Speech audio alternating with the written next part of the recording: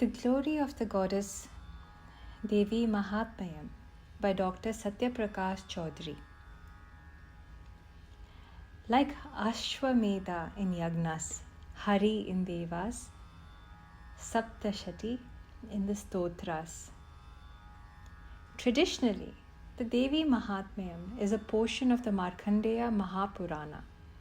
The Devi Mahatmya is variously known as Sri Durga Saptashati, Sri Chandi or Saptashati. It is referred to as Saptashati as it comprises of 700 mantras.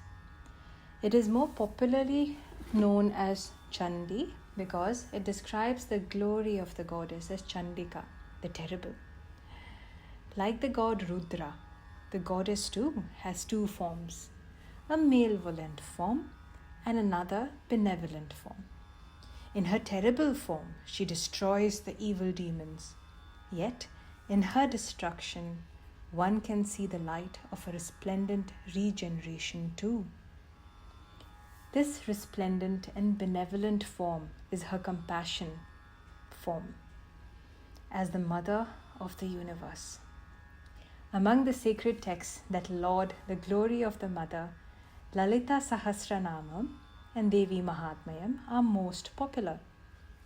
Both are considered to be extremely auspicious and powerful as tools of transformation. Both can be recited daily. Whilst Lalita Sahasranamam describes the victory of the goddess over Bhandasura, the Devi Mahatmyam describes the victory of the goddess over the Asuras Madhukaitaba, Mahishasura and Shumba Nishumba. Devi Mahatmyam literally means glory of the goddess. Simply put, the word Devi means goddess, while the word Devi may be used to refer to any goddess. Here, it is used to denote the supreme goddess, adored as the divine mother of the entire universe. The Devi Mahatmyam is a highly occult text. Only those who have inner eyes will perceive the hidden truths. Others know not. It is held that Markandeya, the seer of this myth, had seen the ever-existent glory of the goddess with his inner eye. Sri Bhaskaraya named his commentary on the Devi Mahatmyam as Guptavati, thus denoting the hidden and highly occult nature of Devi Mahatmyam. The Meru Tantra proclaims that even Vishnu knows only 3/4 of the inner sense. Brahma knows half. Vyasa knows only 1/4, while others only a fraction of the true significance of the Devi Mahatmyam. Part myth and part philosophy, the text addresses some very important existential questions that have plagued mankind since time immemorial.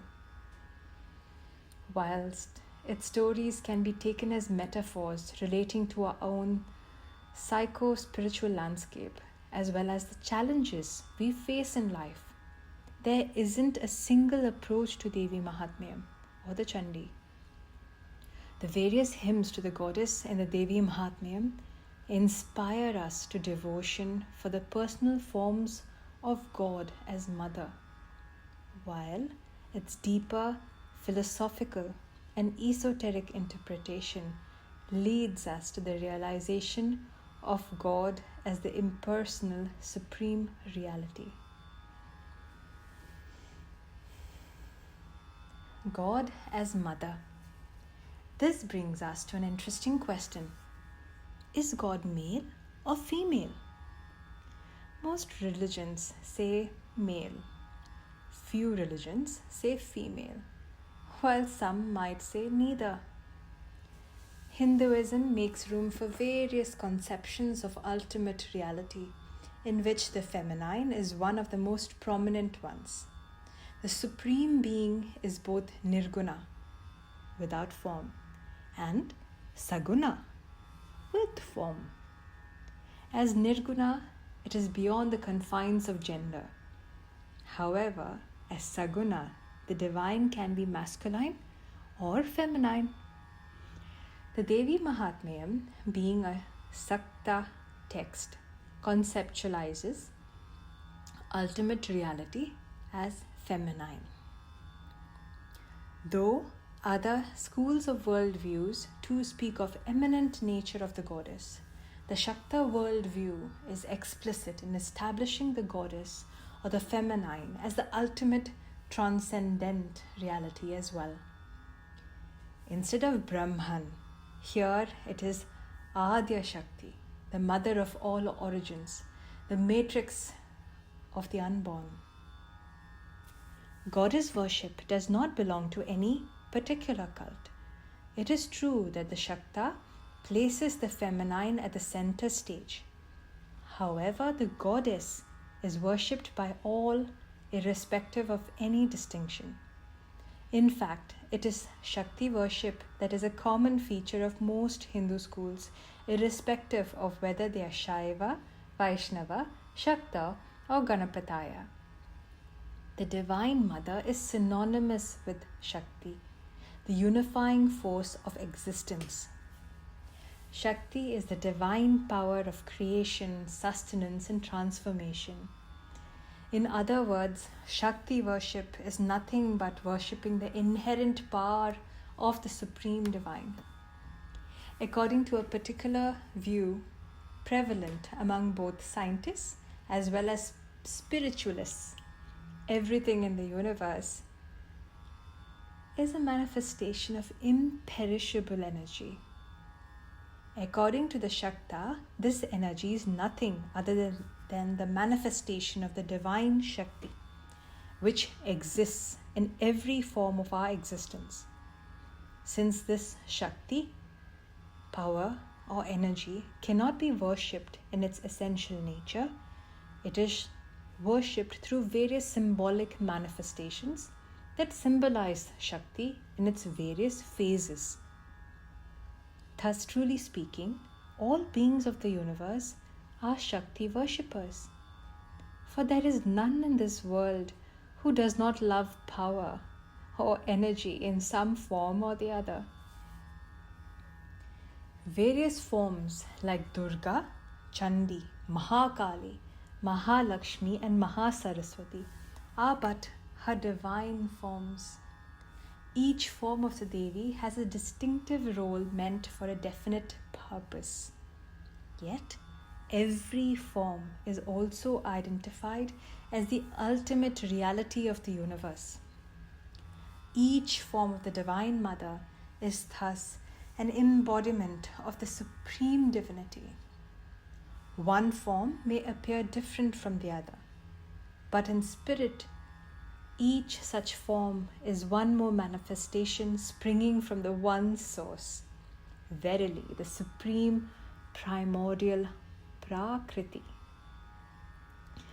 One is without the second, the unmanifest. Hers is the cosmic womb that gives birth to the entire universe. She not only begets the universe, but also resides in it through her power of veiling. Behind the veils of the myriad deities in human and non-human forms, there is the one formless being. Call it what you want to, be it Brahman or Satchidananda, being consciousness or bliss, or the Supreme Being, or simply being. The Devi Mahatmyam as Sruti, or revealed knowledge. Just as the Vedas have no beginning, so is Saptasati considered Bhuvaneshwari Samhita. Though the Devi Mahatmyam constitutes chapters 81 to 93 in the Markandeya Purana, it is not merely treated as part of a Purana. It has an intrinsic independent status by itself. It does not derive its significance from its Puranic background. It is a full-fledged scripture by itself, part narrative and part hymn. The Devi Mahatmyam combines the strengths of both the oral and written traditions. On one hand, it is like a synthesis of many myths from many sources, skillfully integrated into a single narrative, and thus incorporates the best of the Puranic approach. On the other hand, it also displays the bardic style of the Vedic approach that combines the best of preliterate and literate strengths of expression. In so far as the hymns are concerned, although the 4 hymns are integral to the narrative, they are markedly different in quality. Sri Bhaskaraya, the most famous of all commentators, affirms the hymns as being drishta, seen, rather than being krita, made. Thus, awarding them the exalted status of revealed knowledge, Shruti, generally accorded only to the Veda. Unlike the Purana, that has the status of being an auxiliary limb, Upanga of the Veda, Devi Mahatmyam has attained the status of Shruti, the very status accorded to the Veda. The Devi Mahatmyam or Sapta Sati is treated just like a Vedic hymn with Risi, Mita, Devata and Vinyoga. The Katyayani Tantra considers each verse of the Devi Mahatmyam as a mantra. In fact, there are some who affirm that every word of the text is a mantra. Besides, the whole text is treated like one Maha Mantra. Though 3/4 of the scripture deals with description of battles and their associated narratives, even these contents are considered to be mantras. There are 537 shloka mantras, full shlokas, 38 ardha shloka mantras, half shlokas, 66 khanda mantras, part of a shloka, 57 uvacha mantras, and 2 punarukta mantras, thus totaling 700 altogether. The actual number of verses in the text is only 518, not 700 as stated by some modern writers. The number 700 is thus not related to the number of verses, but indicates the total number of mantras in the Devi Mahatmyam. Though the details of the breakup of the mantras are not important for simple recitation, these details are important for Chandi Homa, Japa and Archana. Apart from these 700 mantras, there are other covert mantras within the text.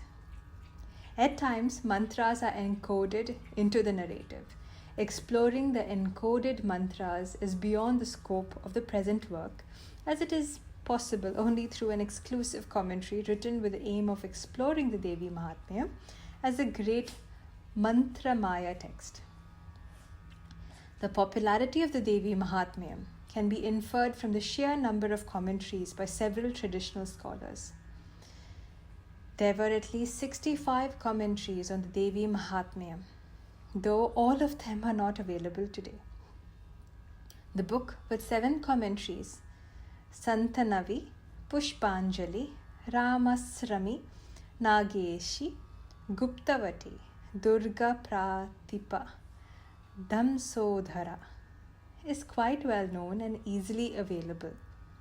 Apart from this, there are some excellent commentaries in other regional languages too. As already stated earlier, the Devi Mahatmyam interweaves 4 elegant hymns in between the ghastly narratives of bloodshed and slaughter. Whilst the majority of the verses in the text are in the simpler Anushtup meter, the hymns bring into play more elegant meters such as Vasanta Tilaka and Upajati also creating an elegant, complex, rhythmic sinuosity when sung. The hymns are not only devotional and poetic, but also philosophical and sublime. These 4 hymns are so sweet, powerful, and uplifting that if possible, they should be chanted in the original, even if one cannot chant the whole text. Moreover, as mantras, their power works through their vibration. One may chant at least these 4 hymns in order to derive immense benefit from the power of Devi Mahatmyam as a text of powerful mantras. It is for this reason that the 4 hymns have been appended at the end. Along with the original hymns in Sanskrit, English transliteration as well as translation has been given for the 4 hymns. Various levels of truth in the Devi Mahatmyam. The Devi Mahatmyam speaks to us in various ways at various levels. On the face of it, the text is a chronicle of the battle between the goddess and her divine manifestations on one side and the demons, asuras, on the other. Each episode of Devi Mahatmyam narrates a different battle that becomes increasingly complex as the story unfolds in each episode. Like other sacred myths, this battle too does not happen on the physical earth plane. It happens on another level of reality, on another plane. The significance of the story cannot be fully appreciated by those who hold the physical plane as the only reality. Truth and reality are not necessarily synonymous. Something does not have to be real at a physical level for it to be true. Moreover, there are various levels of truth. All sacred myth has various levels of truth. First is the external cosmic level that is often symbolic of an astronomical event or cosmic phenomenon. Next is an inner psychological level that symbolizes the play of various forces within the human mind. This is the inner psychological level. The third is a transcendent level that is indescribable in ordinary, everyday language.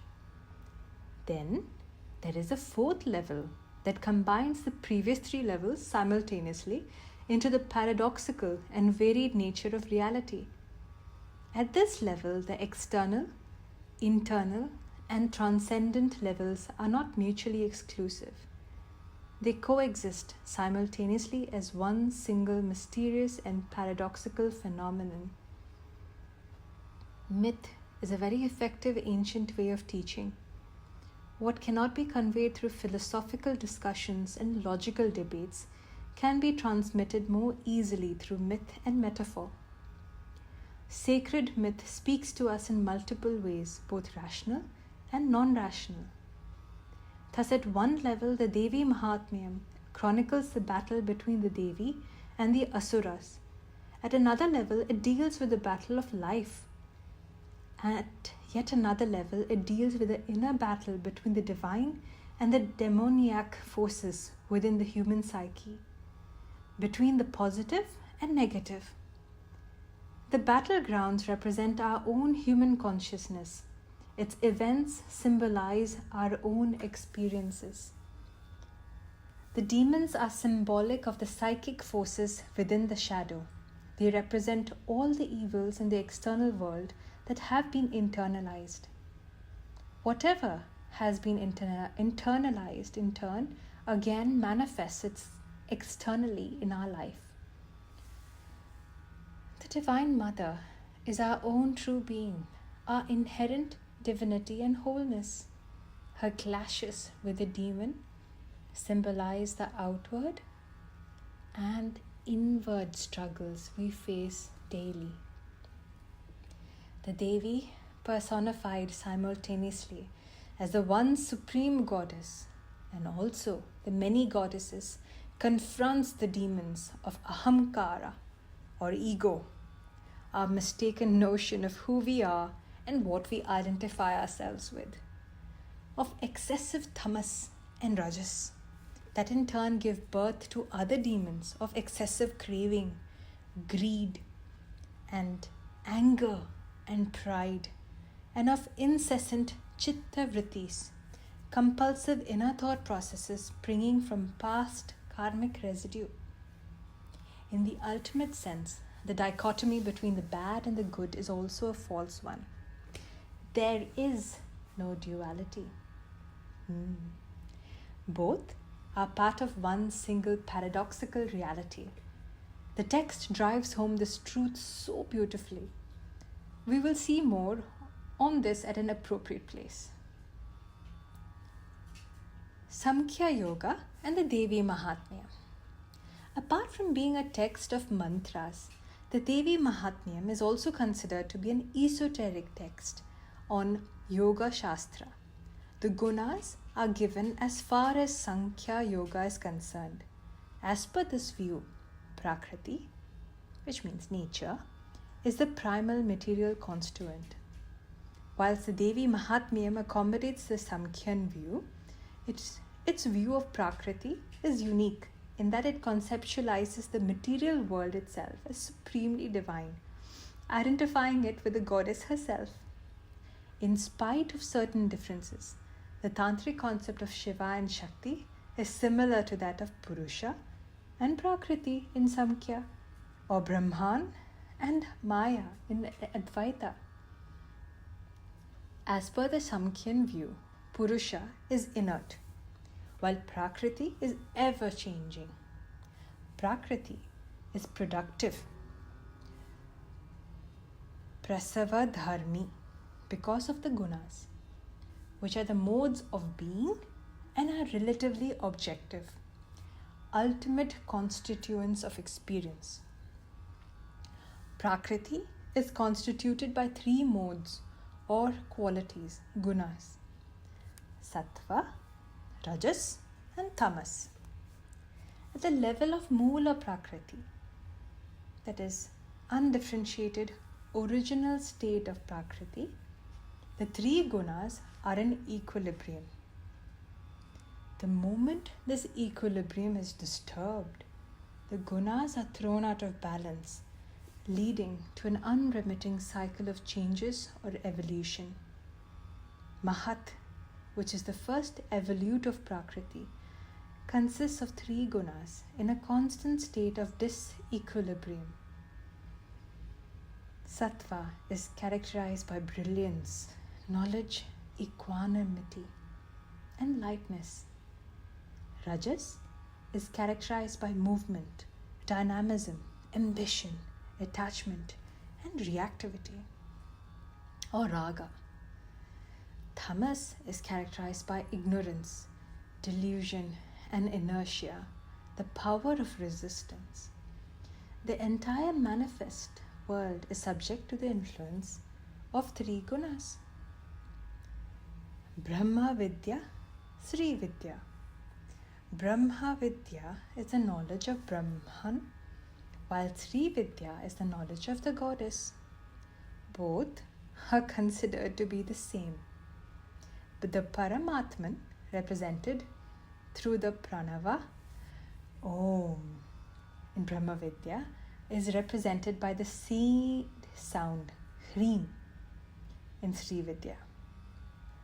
The seed, bija, mantra, Hreem, is called Maya Bijam or Bhuvaneshwari Bijam.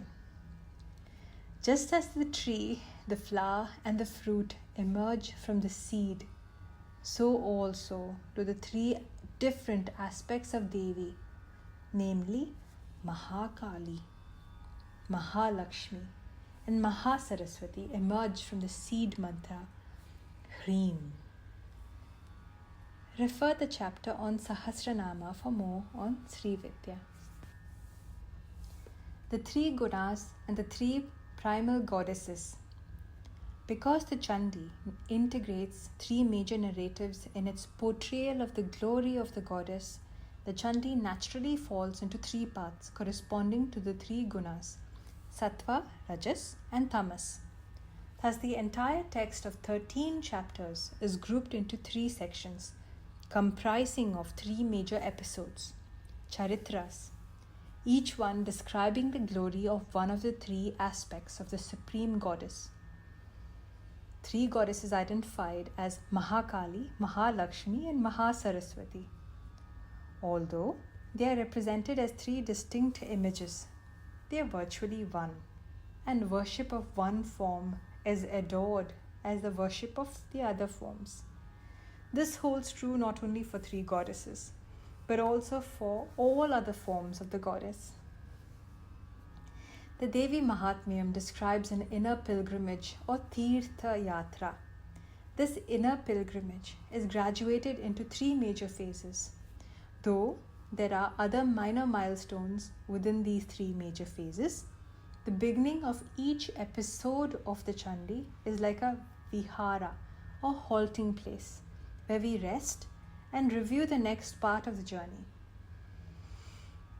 Thus, there are 3 major viharas in the inner pilgrimage where the spiritual aspirant reflects on his or her worldview, value system, strengths and weaknesses, and goals and strategies in life.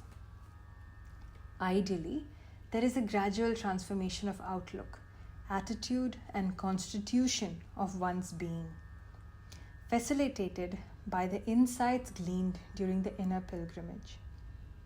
With each of these points being a landmark in inner psychic topography, thus the transformation of the aspirant is threefold in line with the 3 gunas and the challenges specific to each guna.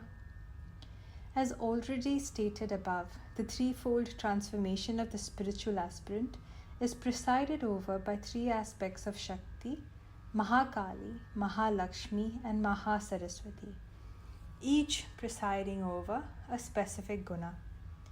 These primal manifestations of Shakti should not be confused with Kali, Lakshmi, and Saraswati, who are deities in their own right. The 3 primal manifestations, Mahakali, Tamas, Mahalakshmi, Rajas, and Mahasaraswati, Sattva, are beyond the regular pantheon of gods and goddesses and represent the primordial Adi Shakti. In her threefold manifestation through the corresponding gunas, unlike Parvati, Lakshmi, and Saraswati, who are the feminine counterparts of corresponding male gods, Shiva, Vishnu, and Brahma, in other traditions. Whilst each god has a Shakti, the Devi Mahatmyam avoids characterizing such forms as being merely consorts, for the goddess is Shakti, power itself, beyond the realm of being a consort to anyone. The benefits of reciting Devi Mahatmyam. The greatness of Devi Mahatmyam is extensively explained in several texts, such as Rudra Yamala, Marichikalpa, Meru Tantra, Kataka Tantra, Chidambara Rahasya, etc. The Devi Mahatmyam has the ability to grant the fruits as per the Upasana. The Sakama Upasaka, one who does sadhana with a specific desire or goal in mind, achieves whatever he aspires for, while a Nishkama Upasaka, one who does sadhana without any expectation or desire, achieves moksha. As revealed in the story, Suratha the king was bestowed with unmixed prosperity, whereas the merchant Samadhi was conferred with divine knowledge according to their own aspirations. If Sri Chandi is pleased, she confers on her devotees both earthly prosperity as well as supreme knowledge. Matsya Purana describes recitation of Chandi 3 times for cure from physical ailments, 5 times for relief from malefic planets, 7 times for relief from impending disaster, 9 times for ensuring peace, 11 times for winning royal favors, 12 times for overpowering foes, 20 times for release from prison, 30 times for cure from cancer, 100 times for relief from great dishonor, 1,000 times to mitigate loss of wealth and for steady prosperity, etc. Now we'll move into Chandi Parayanam. guidelines for recitation. In Chandi Sadhana Parayana, or the recital of the text is considered more important than the japa of any mantra. Though the Navakshari mantra is chanted, it is chanted as an integral part of the recital of the text. Traditionally, the entire text of 13 chapters is recited in Sanskrit.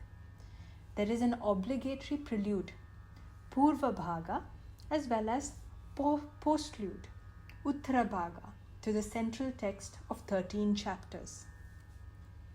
The Navakshari mantra is also an integral part of Chandi Parayanam. Traditionally, recitation of the Chandi is a serious and complete sadhana in itself and requires initiation from a guru. Most people are content with chanting selected shlokas of the text or chanting the Durga Saptashloki, 7 verses which contain the essence of Chandi. Apart from a devout reading of the myth in a language that they are familiar with, chanting selected shlokas for specific results is a practice that is quite common. Swami Satchidananda, who had initiated me in Chandi Parayana. When I say me, this is the author of this text that I am merely reading, had instructed me to prescribe certain shlokas as remedies for problems. Accordingly, I have been prescribing the chanting of certain shlokas as remedies since the last 10 years or so. The recitation of the entire text of 13 chapters can be done in several ways. First, all 13 chapters continuously in one sitting in a span of 3 days, as given below. That is basically day 1, chapter 1, day 2, chapters 2, 3, 4, day 3, chapters 5 to 13, in a span of 9 days. One reading of the text in 3 days as above, which I've previously mentioned, followed by 2 more repetitions in the next 6 days, thus completing 3 readings of the text in 9 days, or in a span of 7 days. That is, day 1, chapter 1, day 2, chapters 2 and 3, day 3, chapter 4, day 4, chapter 5, 6, 7 and 8, day 5, chapters 9 and 10, day 6, chapter 11, day 7, chapters 12 and 13. If there is no time to read all 13, at least Madhyama Charitra, chapters 2, 3, 4 can be recited. Any of these above methods can be adopted in reciting the Chandi. Those who are not initiated but still wish to benefit from Chandi sadhana can follow the same procedure, except that they may read the translated story in English or any other language as a spiritual practice. Even the myth itself is very powerful and therapeutic. Those who are not initiated can devoutly read the myth and chant the Sapta Shloki. The goddess will shower her grace on those who do this with faith. Those who wish to complete Parayana of Chandi can pray to the goddess. It is only her grace that can lead them to an accomplished guru who can initiate them into full-fledged Parayana. Shri Shri Chandi should be read with firm faith, devotion and correct pronunciation. Tuesday, Friday and Saturday are auspicious weekdays for the reading of Shri Shri Chandi. The 8th day, Ashtami, 9th day, Navami, and 14th day, Chaturdashi, are the best lunar days for reciting the text. The 9 days of Durga Puja during autumnal equinox, Sharad Navratri, and spring equinox, Vasanta Navratri, are very auspicious times of the year. Those who cannot do regular Parayana can read the Chandi at least on selected auspicious weeks, lunar days, or the 9 nights.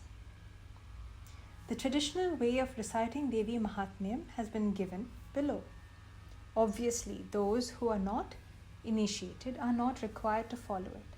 they may just follow the remaining guidelines except for reciting the whole text in Sanskrit.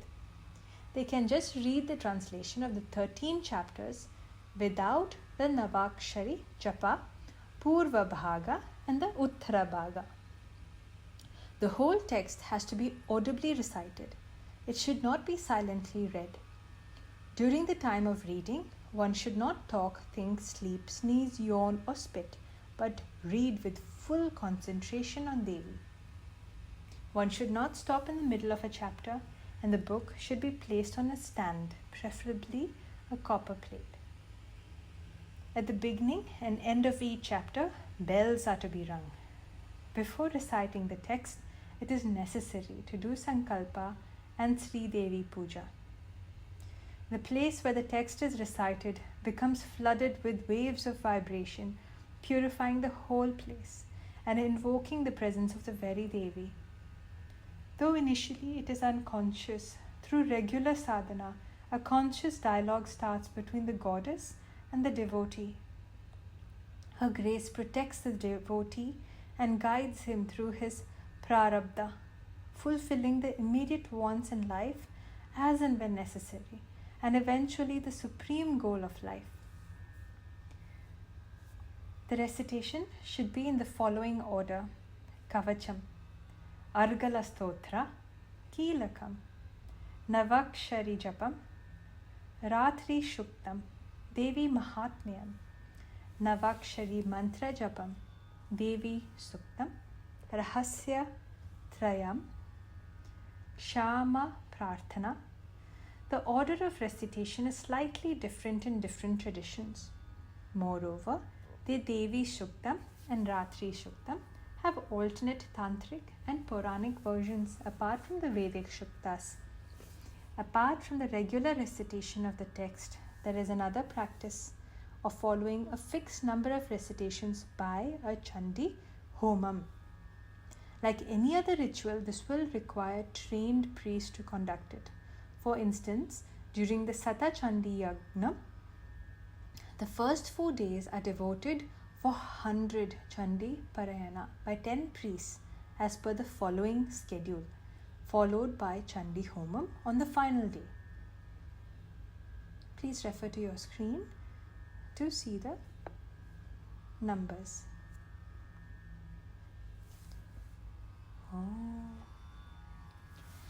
The Glory of the Goddess. First episode, Chapter 1. 2 unlucky losers meet in a forest. The first is a king by the name of Suratha who protected his people, treating them as his own children. He is defeated in a battle by enemies, though they were a small force. On his return to his kingdom, he is again attacked by powerful enemies. The king, now bereft of strength, is further robbed of his treasury and army by his own wicked ministers. Deprived of his kingdom, King Suratha rides alone on horseback into a dense forest. There, he comes to the hermitage of sage Medhas. Graced by the disciples of the sage, the hermitage is inhabited by wild beasts tamed of their ferocity. After spending some time at the hermitage, overcome by a deep attachment to what he considered as his own, the king is worried about his kingdom, his chief elephant, his followers, and his treasury. Overcome with attachment, he thought, I do not know whether the capital, which was well guarded by my ancestors and recently deserted by me, is being guarded righteously or not by the servants of evil conduct.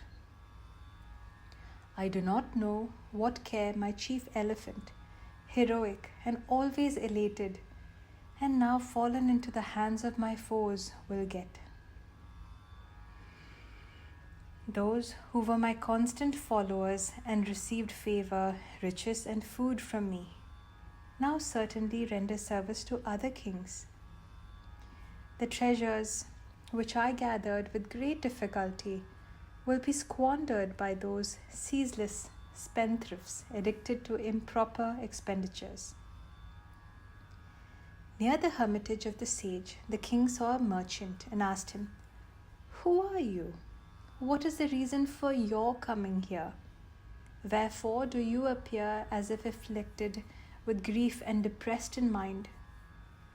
Hearing the emphatic enquiry of the king, the merchant bowed respectfully and replied to the king, "I am a merchant named Samadhi, born in a wealthy family.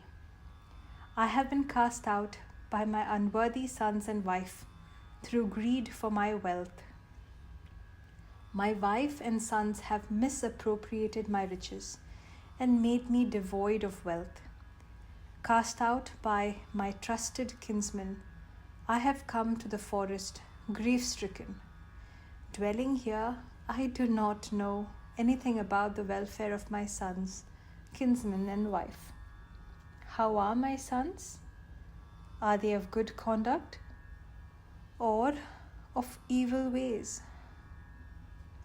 Thereupon the king asked the merchant, "Why is your mind affectionately attached to those covetous folks, your sons, wife, and others who have deprived you of your wealth?"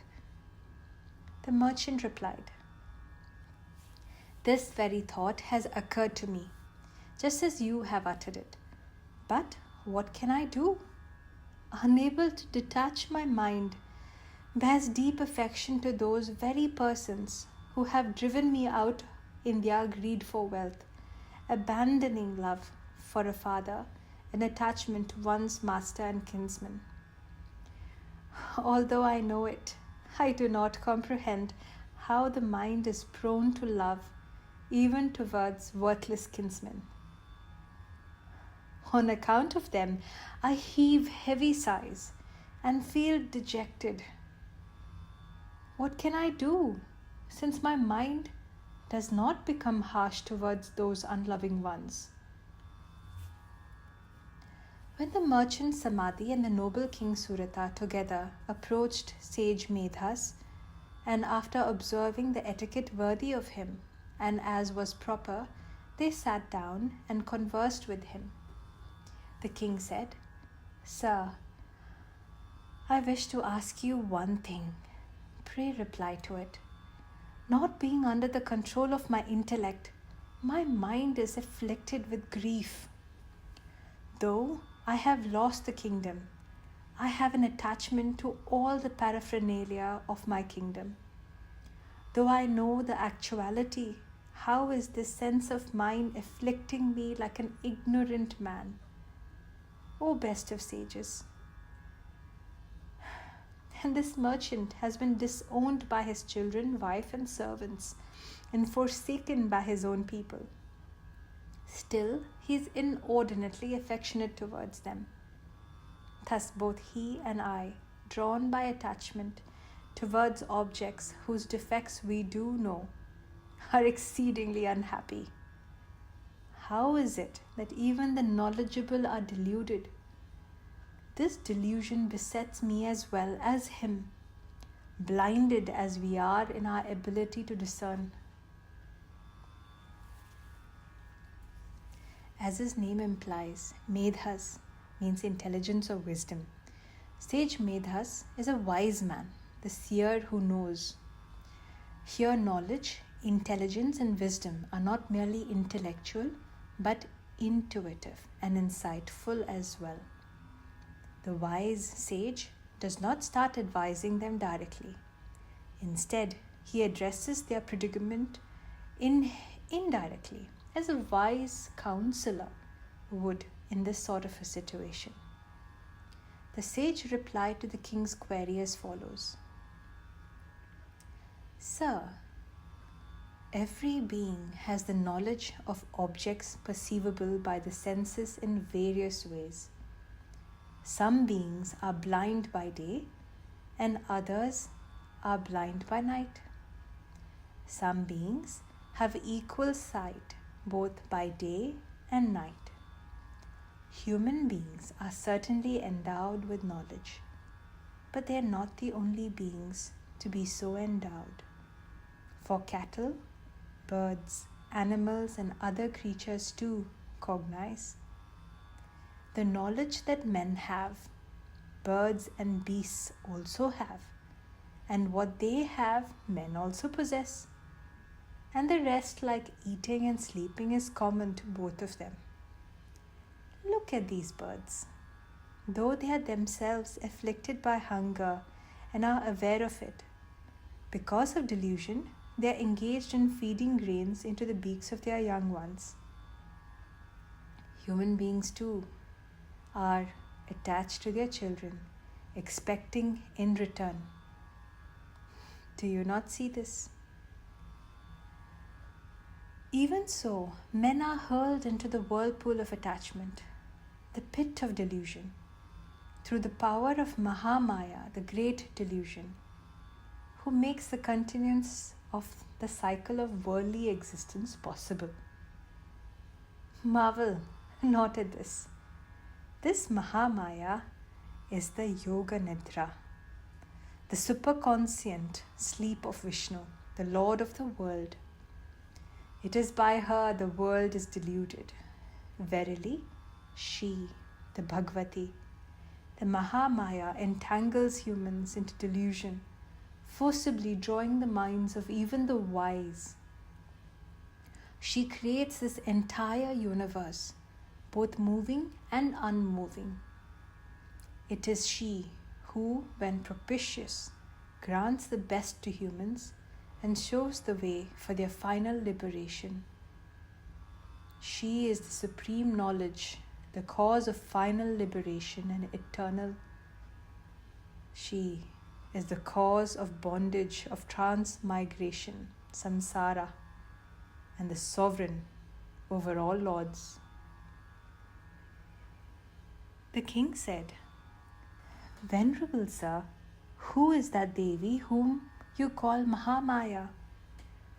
How did she come into being, and what is her sphere of action, O sage?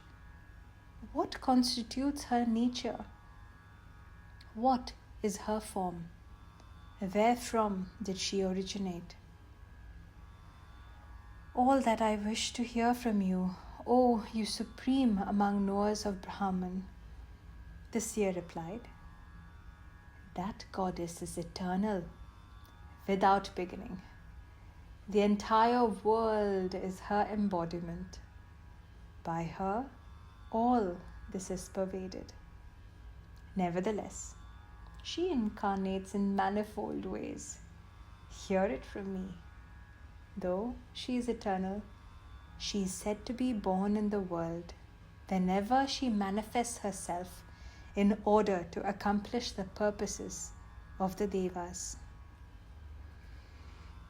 Thereafter, the sage narrates the first myth related to the manifestation of the Devi in her universal form as Maya or Yoga Maya. Here, the Devi is central to the creation myth. She is the power that induces Lord Vishnu's deep slumber on the waters of the cosmic ocean prior to the manifestation of the universe. In its continuous cycles of manifestation and dissolution, each such cycle of creative manifestation, sustenance, and dissolution constitutes a kalpa. At the end of a kalpa, when the universe was one vast stretch of ocean with waters of the deluge, the adorable Lord Vishnu was in a state of deep mystic sleep, Yoga Nidra, stretched out on Adisesha, the 1,000-hooded primal serpent of time. Two terrible demons, Madhu and Kaitaba, sprung into being from the earwax of waste, Mala, of Vishnu's ears, and sought to slay Brahma, the father of beings. Brahma, who is sitting in the lotus at Vishnu's navel, then extols the great goddess Yoga Nidra, requesting her to withdraw from Vishnu so he may awaken and slay the demons. This hymn by Brahma, Brahma-stuti, also known as Tantrika Ratri Shuktam, is the first of the 4 famous hymns in the Devi Mahatmyam. The Devi is extolled by Brahma as the incomparable goddess. Vishnu's Yoga Nidra, the queen of the cosmos, the supporter of the worlds, the cause of the sustenance and the dissolution alike. Thereupon, the Devi, who herself causes delusion, withdrew herself from every part of Vishnu's body and appeared before Brahma, who takes birth from the unmanifest. Released from the influence of Yogamaya, Lord Vishnu awoke and saw those two evil demons, Madhu and Kaitaba, of exceeding power, with eyes red in anger, endeavoring to devour Brahma. Thereupon the all-pervading Lord Vishnu got up and fought with the two demons for 5,000 years, using his own arms as weapons. The two demons, frenzied with their exceeding power and deluded by goddess Mahamaya, exclaimed to Vishnu, "Ask a boon from us." How intoxicating and blinding can power and strength be? Lord Vishnu said, "If you are satisfied with me, you must both be slain by me now. What need is there for any other boon here?" The two demons, thus bewitched by Mahamaya, gazing at the entire world, turned into water. Lord, the lotus-eyed Lord Vishnu, slay us at the spot where the earth is not flooded with water. Saying, "Be it so, Tathastu," Lord Vishnu, the great wielder of conch, discus and mace, took them on his loins and there severed their heads with his discus. Thus Mahamaya herself appeared when praised by Brahma. Thus ends the first chapter, the slaying of Madhu and Kaitaba of Devi Mahatmyam. In Markandeya Purana, the first chapter is the only chapter of the first episode. In this chapter, the stage is set for the narration of the glory of the goddess through another story, that of two losers, namely the king and the merchant. The slaying of Madhu and Kaitaba is also narrated in the same chapter by sage Medas to the deposed king Suratha and the ruined merchant Samadhi. Middle episode, Madhyama Charitra. The second episode of the glory of the goddess is constituted by the second, third and fourth chapters. The slaughter of Mahishasura's armies, the slaying of Mahishasura, and the Devi Stuti, respectively. The second episode narrates how the mother goddess helped the gods by killing Mahishasura, who took many different forms, including that of a buffalo. So it begins. Chapter 2. Of yore, when Mahishasura was the lord of Asuras and Indra the lord of Devas, there was a war between the Devas and the Asuras for a full 100 years. In that, the army of the gods were vanquished by the mighty demons. After conquering all the Devas, Mahishasura became the lord of heaven. Driven away by their homes, the vanquished Devas, headed by Brahma, the father of beings, went to the place where Shiva and Vishnu were. The Devas then narrated the story of their defeat wrought by Mahishasura in detail. He, Mahishasura himself, has assumed the jurisdictions of Surya, Indra, Agni, Vayu, Chandra, Yama and Varuna, and of other gods too. Thrown out from heaven by that evil-natured Mahisha, the host of Devas wandered on the earth like mortals. All that has been done by the enemy of the Devas has been related to you both. We seek shelter under you both. May both of you be pleased to think out the means of his destructions. Thus spoke the Devas. Vishnu and Shiva were greatly angered on hearing the tyranny of Mahishasura.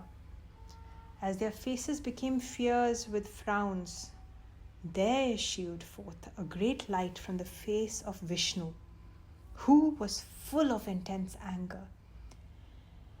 And from that of Brahma and Shiva too, a very great light sprang forth from the bodies of Indra and other devas as well. All this light united together, the devas saw there a concentration of light like a mountain blazing excessively, pervading all quarters with its flames. Then that unique light produced from the bodies of all the devas, pervading the three worlds with its luster, combined into one and became a female form. The manifestation of the lights of other devas too combined into the auspicious being of the goddess. Then looking at her who had come into being from the assembled lights of all the devas, the immortals who were oppressed by Mahishasura experienced great joy. Drawing forth a trident from his own trident, Shiva presented it to her. Vishnu brought forth a discus out of his own discus and gave it to her. Varuna gave her a conch, Agni a spear, and Maruta gave a bow as well as 2 quivers full of arrows. Indra, Lord of Devas, bringing forth a thunderbolt out of his own thunderbolt, and a bell from that of his elephant, Airavata, gave them to her. Yama gave a staff from his own staff of death, and Varuna, the Lord of Waters, gave her a noose. Brahma, the Lord of Beings, gave a string of beads and a water pot. Surya placed his own rays on all the pores of her skin, while Kala gave her a sword and a spotless shield. The milky ocean gave her the best ornaments and garments. Vishwakarma gave her a brilliant axe, various missiles, and an unbreakable armor. The ocean gave her unfading lotus, garlands to wear, and a very beautiful lotus to be held in her hand. Himavan gave her various gems, and the lion as her vehicle. Kubera, the Lord of Wealth, gave her a drinking cup, always full of celestial wine. Honored with ornaments and weapons by the remaining gods too, the goddess roared with loud laughter again and again. The entire sky was filled with immeasurable stupendous roar, and great was the echo that reverberated. All the worlds were frenzied, and the oceans raged. The earth quaked, and the mountains rocked in the wake of the warrior goddess. The great unity of the innate powers, Shaktis of all the gods. Victory to you, exclaimed the gods. In joy to her, the lion rider. The sages extolled her, bowing their bodies in salutation. Seeing the 3 worlds agitated, the foes of the gods marshalled all their armies and rose up together with uplifted weapons, exclaiming in wrath. Mahishasura rushed towards that sound, accompanied by innumerable asuras. Then they saw the goddess pervading the 3 worlds with her effulgence, making the earth bend with her footsteps, scraping the sky with her diadem, shaking the netherworlds with the twang of the bowstring. She stood there, covering all the quarters with her 1,000 arms.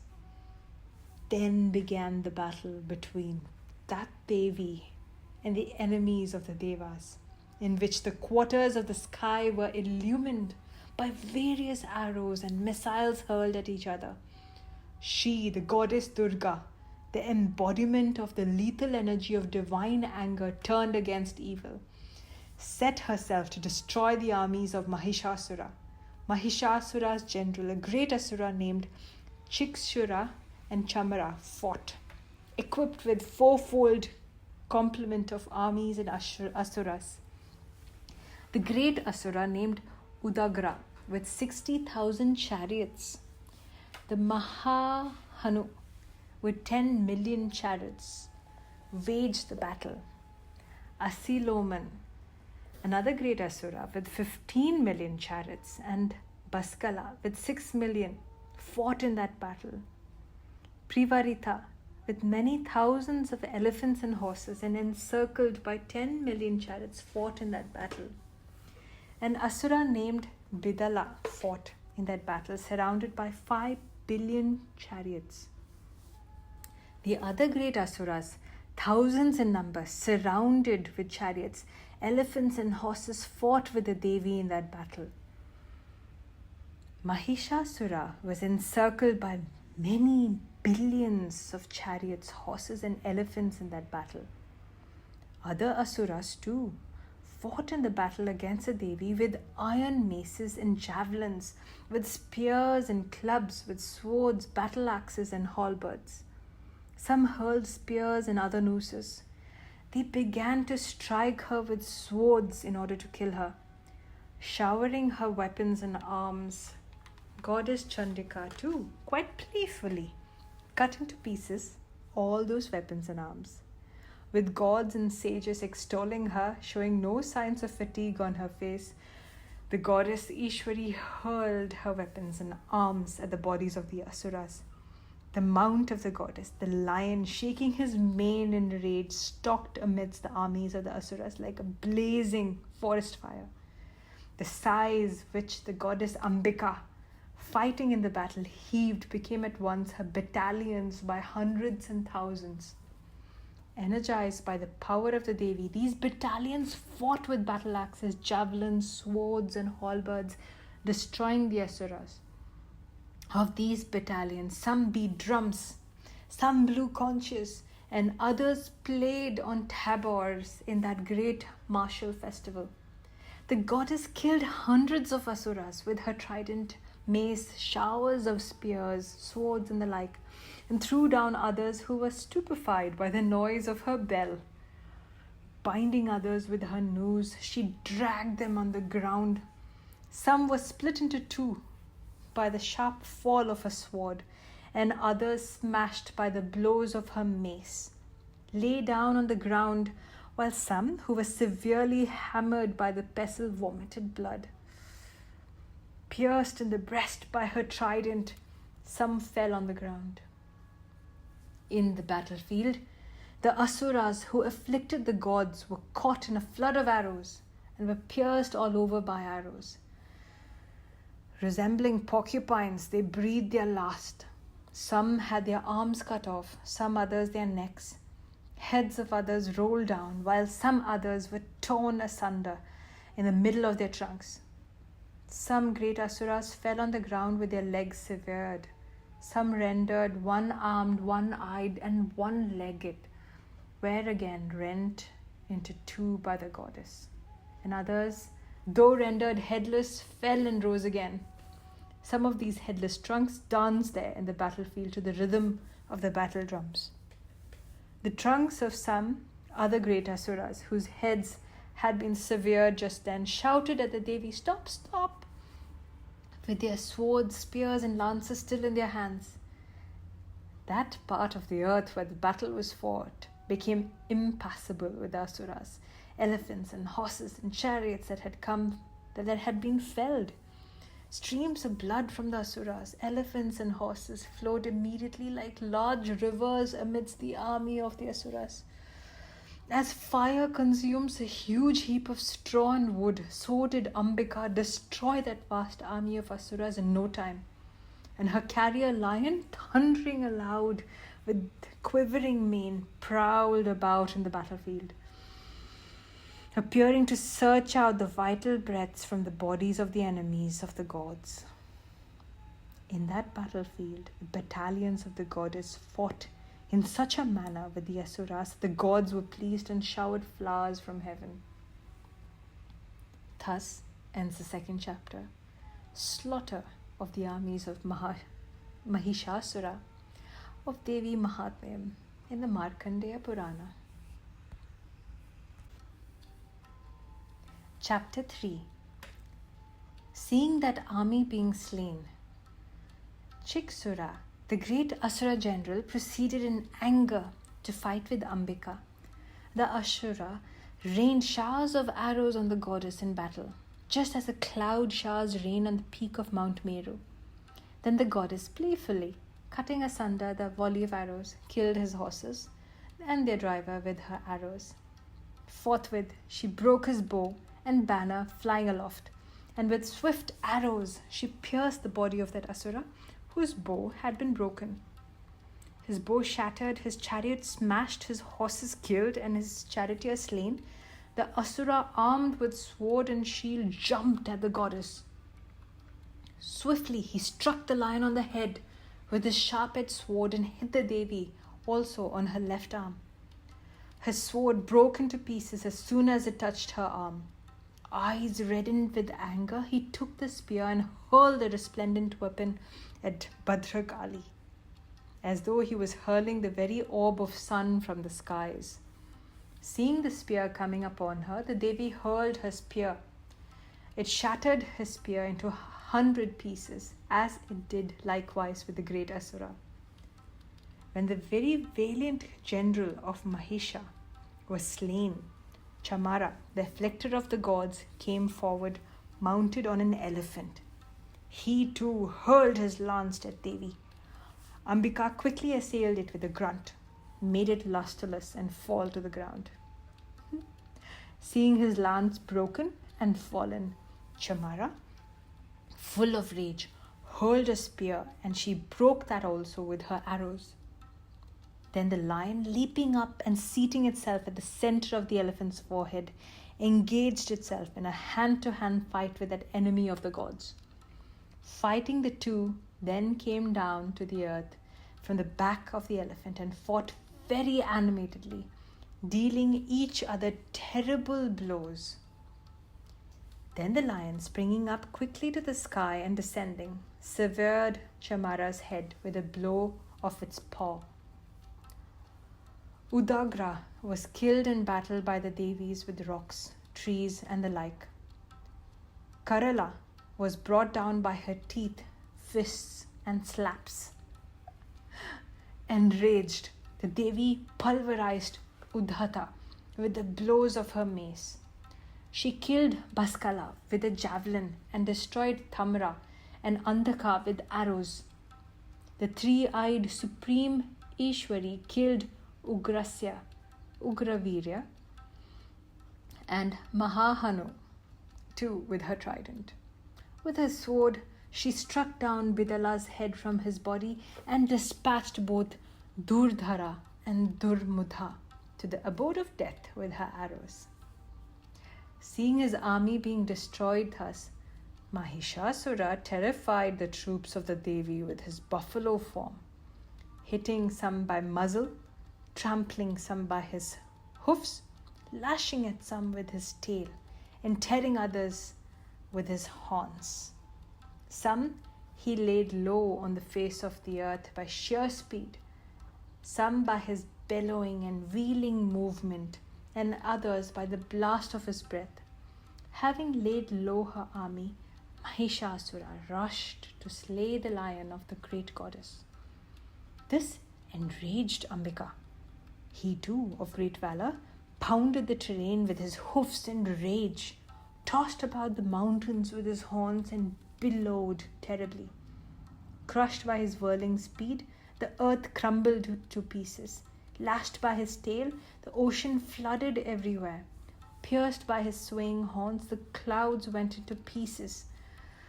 His heaving breath lifted the mountains up in the sky in hundreds and brought them down. Seeing the great Asura bloated with rage advancing towards her, Chandika assumed an angry mood in order to slay him. She flung her noose over the great Asura and bound him. Thus, bound in the great battle, he relinquished his buffalo form.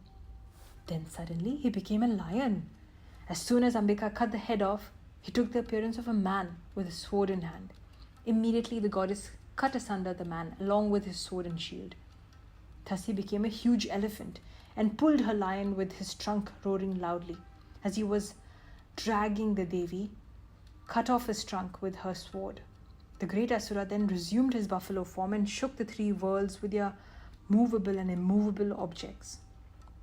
An enraged Chandika, the mother of the worlds, quaffed again and again a superb drink, her eyes becoming red. The Asura, too, intoxicated with his strength and valor, roared and threw mountains at Chandika with his horns.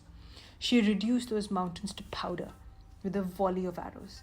She spoke to him, her words faltering and the color of her face rising due to the intoxication of the drink. The goddess said, "Roar, roar, O fool, for a moment till I drink this wine. Soon the gods are going to roar in this very place when you get slain by me." Exclaiming thus, she jumped and landed herself on that great Asura, crushing his neck under her foot and struck him with her spear. Thereupon, caught under her foot, Mahishasura managed to emerge partly from his own buffalo mouth. Being completely overcome by the valor of the goddess, only half of herself could emerge. Fighting thus with his half-revealed form, the great Asura was beheaded and slain by the goddess with the sword. Then, crying in consternation, the entire army of Asuras perished. The entire hosts of gods exulted at thus. The gods, along with the divine seers, lauded the goddess.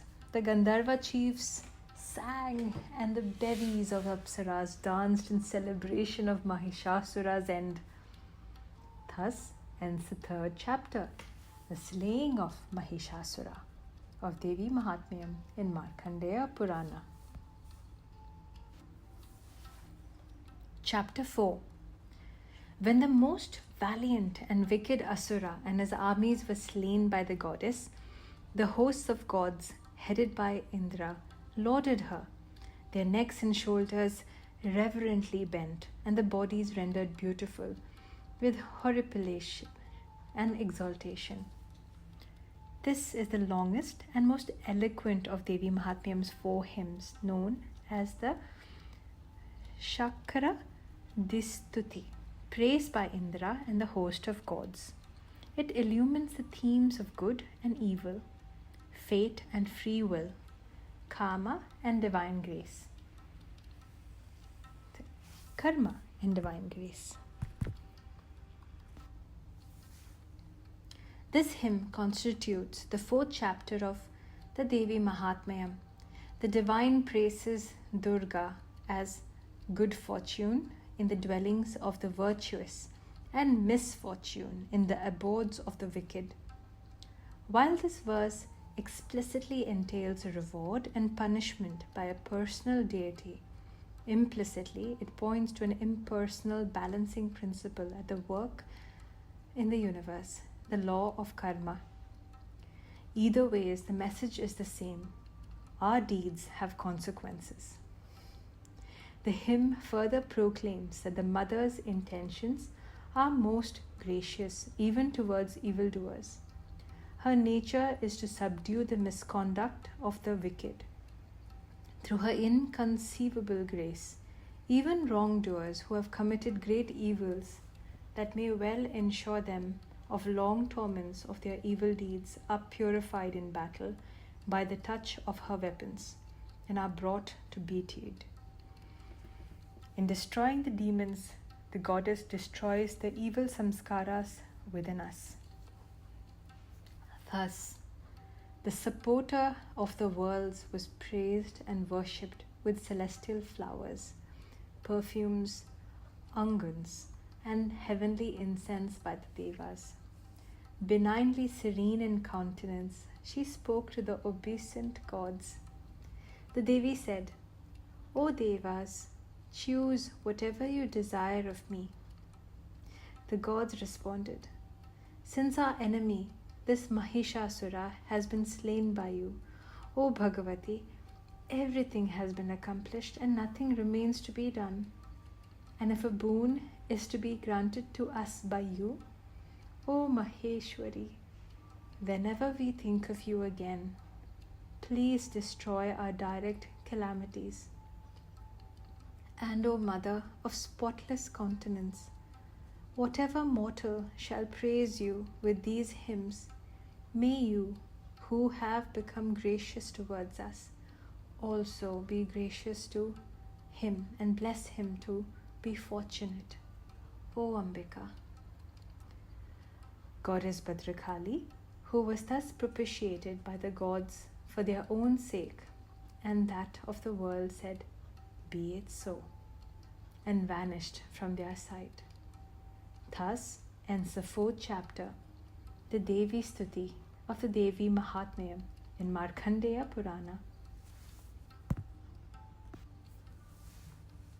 Final episode, Uttama Charitra.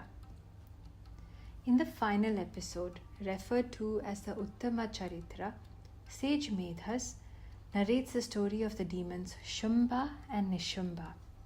This time, the cast of characters is much larger and the metaphorical significance is subtle but not difficult to comprehend. This story too has a familiar beginning. Chapter 5. 2 demons named Shumba and Nishumba have dispossessed the gods, stripped them of their powers, and appropriated their wealth and privilege. Indra's sovereignty over the 3 worlds and his portions of the sacrifices are taken away by the Shumba and Nishumba. By force of their pride and strength, the 2 powerful demons take over likewise the offices of Surya, Chandra, Kubera, Yama and Varuna. The same happens to Vayu's and Agni's portfolios as well. Deprived of their lordships and sovereignties, expelled by the 2 mighty asuras, the gods thought of the invincible Devi. She had granted us the boon. Whenever in calamities you think of me, that very moment I will put an end to all your worst calamities. Resolving thus, the Devas went to Himavat, Lord of the mountains, and there extolled the Devi, who is the elusive power of Vishnu. This is the 3rd time in the text, also known as Aparajita Stuti or Tantrika Devi Suktam. In this hymn, there are more than 20 slokas beginning with Ya Devi Sarva Bhuteshu, indicating that the Devi is present in all creatures as consciousness, as power, as intellect, as memory, as sleep, as delusion, as desire, as activity, as prosperity, as forgiveness, as faith, as loveliness, and so on, reminding us of the Vibhuti Yoga of Gita. This beautiful hymn is a powerful meditation by itself, a combination of meditation, affirmation, and mantra. The Deva said, "Salutations to the Devi, to the Mahadevi, salutations always to her who is ever auspicious, salutation to her who is the primordial Prakriti and the ever benign. To thee we offer humble obeisance." While the gods were thus engaged in extolling the unvanquished, that is Aparajita goddess, Parvati came there to bathe in the waters of the Ganga. She, the lovely browed, inquired of the gods, "Who is she that is being extolled here?" An auspicious goddess sprung forth from her body sheath, Kosha, and spoke,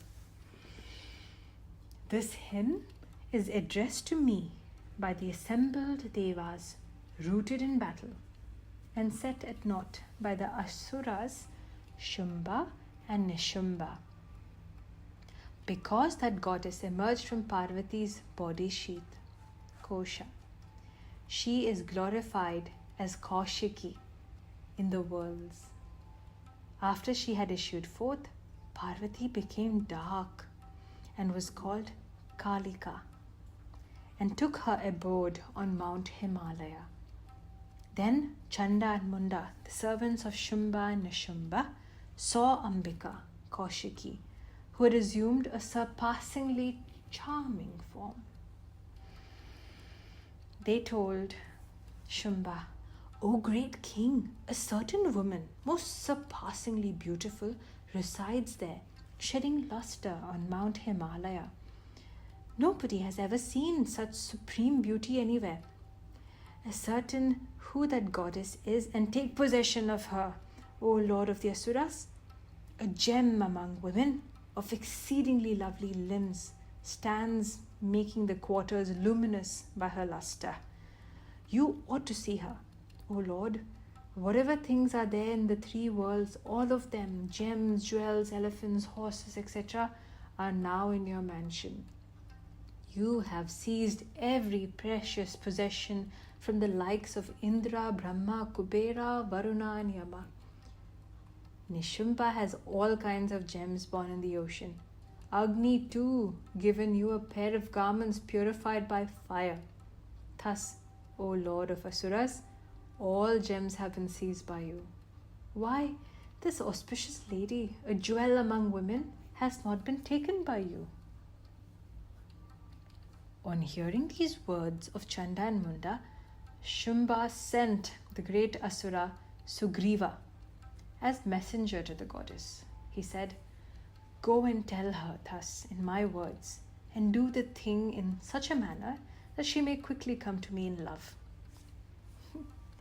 Sugriva went to the very beautiful spot on the mountain where Devi was and spoke to her in fine and sweet words.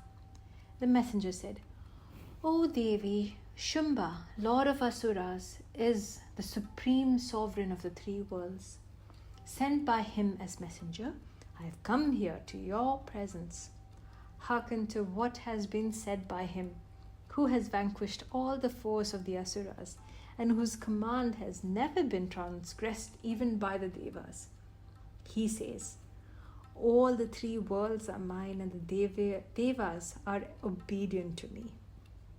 We look upon you, O Devi, as a jewel of womankind in the world. You who are such, come to me, since we are the enjoyers of the best objects. Take to me, or to my younger brother Nishumba of great prowess, O lady of favoring glance, for you are in truth a jewel. Wealth, great and beyond compare, you will get by accepting me. Think over this in your mind and become my wife." Durga, the adorable and auspicious by whom this universe is supported, said serenely, "You have spoken truth. Nothing false has been uttered by you in this matter. Shumba is indeed the sovereign of the three worlds, and likewise is also Nishambha. But how can that which has been promised go false?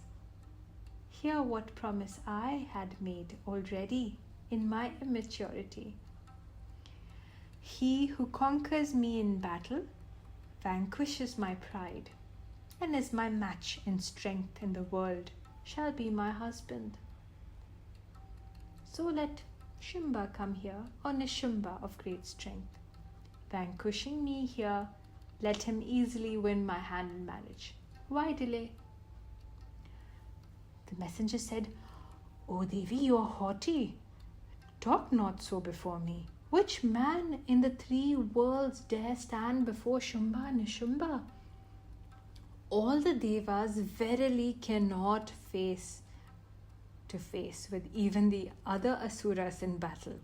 Why mention you, O Devi, a single woman, when the gods headed by Indra could not stand in battle against Shumba and other demons? How will you, a woman, face them? On my word alone, you go to Shumba and Nishumba. Let it not be that you go to them with your dignity lost by being dragged by your hair." The goddess said, "It is true, Shumba is strong, and so is Nishumba. What can I do, since there stands my ill-considered vow taken long ago. Go back and tell the Lord of Asuras carefully all that I have said. Let him do whatever he considers proper. Thus ends the 5th chapter. Devi's conversation with the messenger of the Devi Mahatmyam in Markandeya Purana. Chapter 6. Hearing the words of the Devi, the indignant messenger hastened back and related them in detail to the king of the Daityas. Hearing the report from his messenger, the enraged Asura monarch told Dhumra Lochana, a chieftain of the Daityas, O Dhumra Lochana, hasten together with your army and fetch that shrew here by force, unnerving her by dragging her by her hair. If anyone else stands up as her savior, let him be slain, be he a god, a yaksha, or a gandharva. As commanded by Shumba, the Asura Dhumra Lochana marched past quickly, accompanied by 60,000 Asuras. On seeing the goddess stationed on the snowy mountain, he shouted, Set out to the presence of Shumba and Nishumba. If you do not go to my master, now with love, I shall take you by force, unnerving you by dragging you by the hair.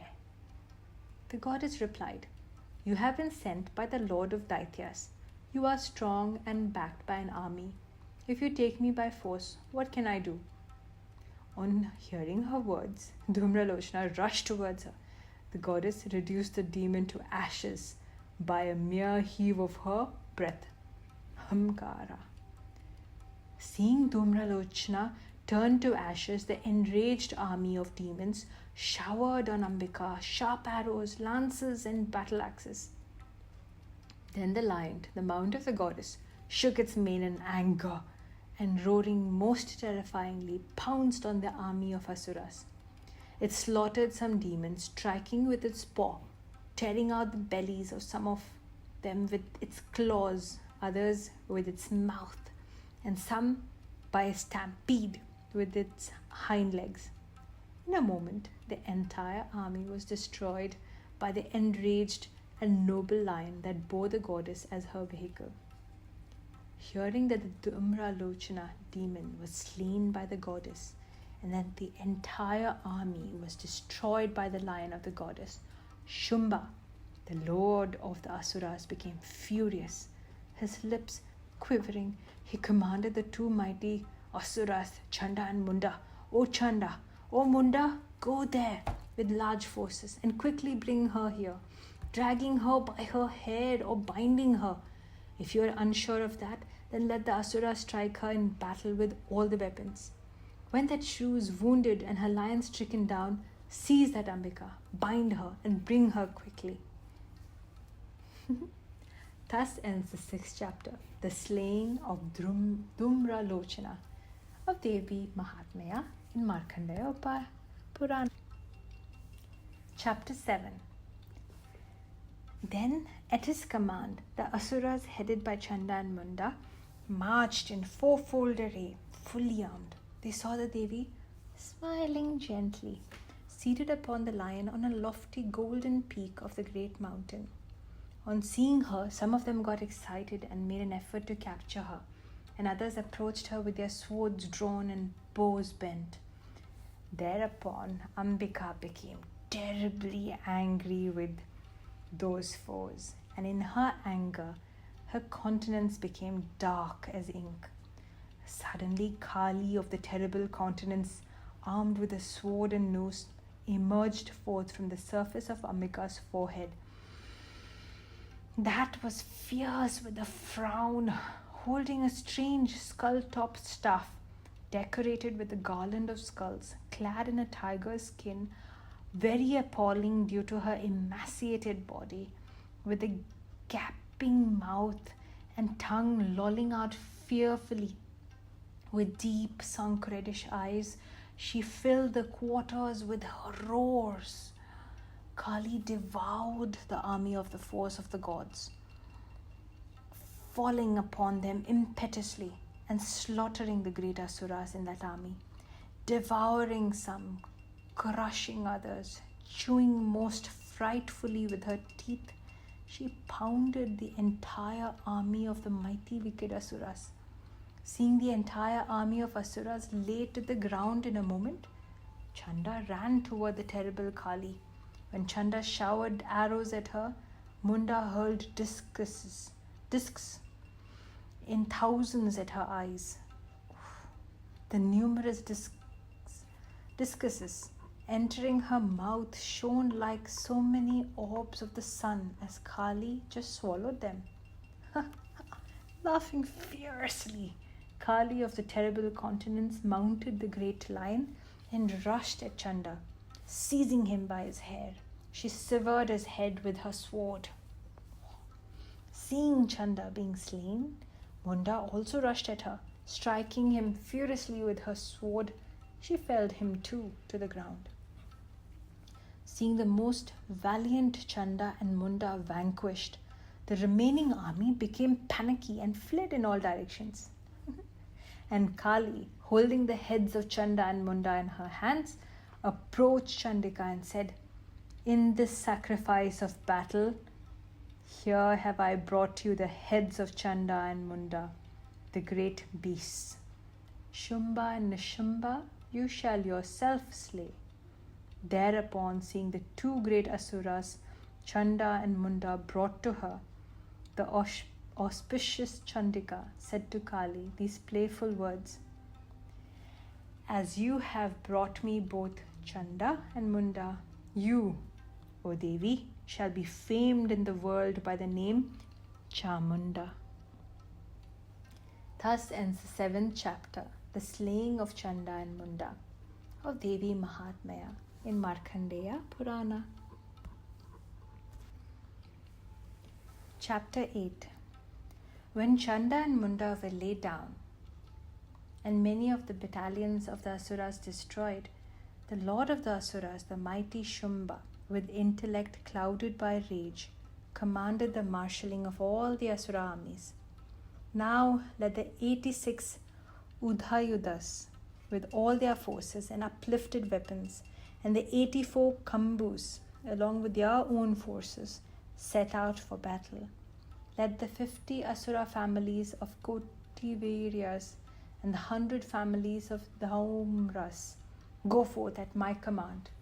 Likewise, let the Asura clans Kalakas, Daurhradas, the Mauryas, and the Kalakeyas hasten at my command and march forth ready for battle.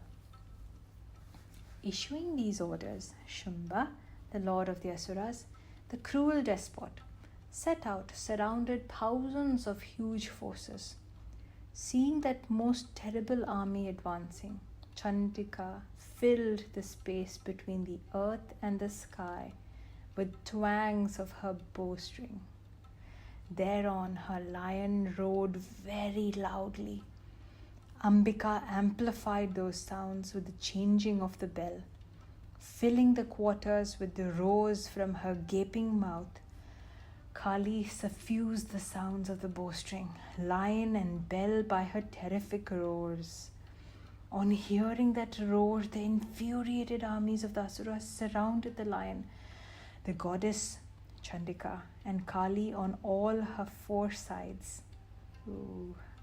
Meanwhile, in order to ensure the annihilation of the enemies of the gods, and also for the well-being of the great gods, there issued forth, endowed with exceeding valor and strength, Shaktis from the bodies of Brahma, Shiva, Guha, Vishnu and Indra.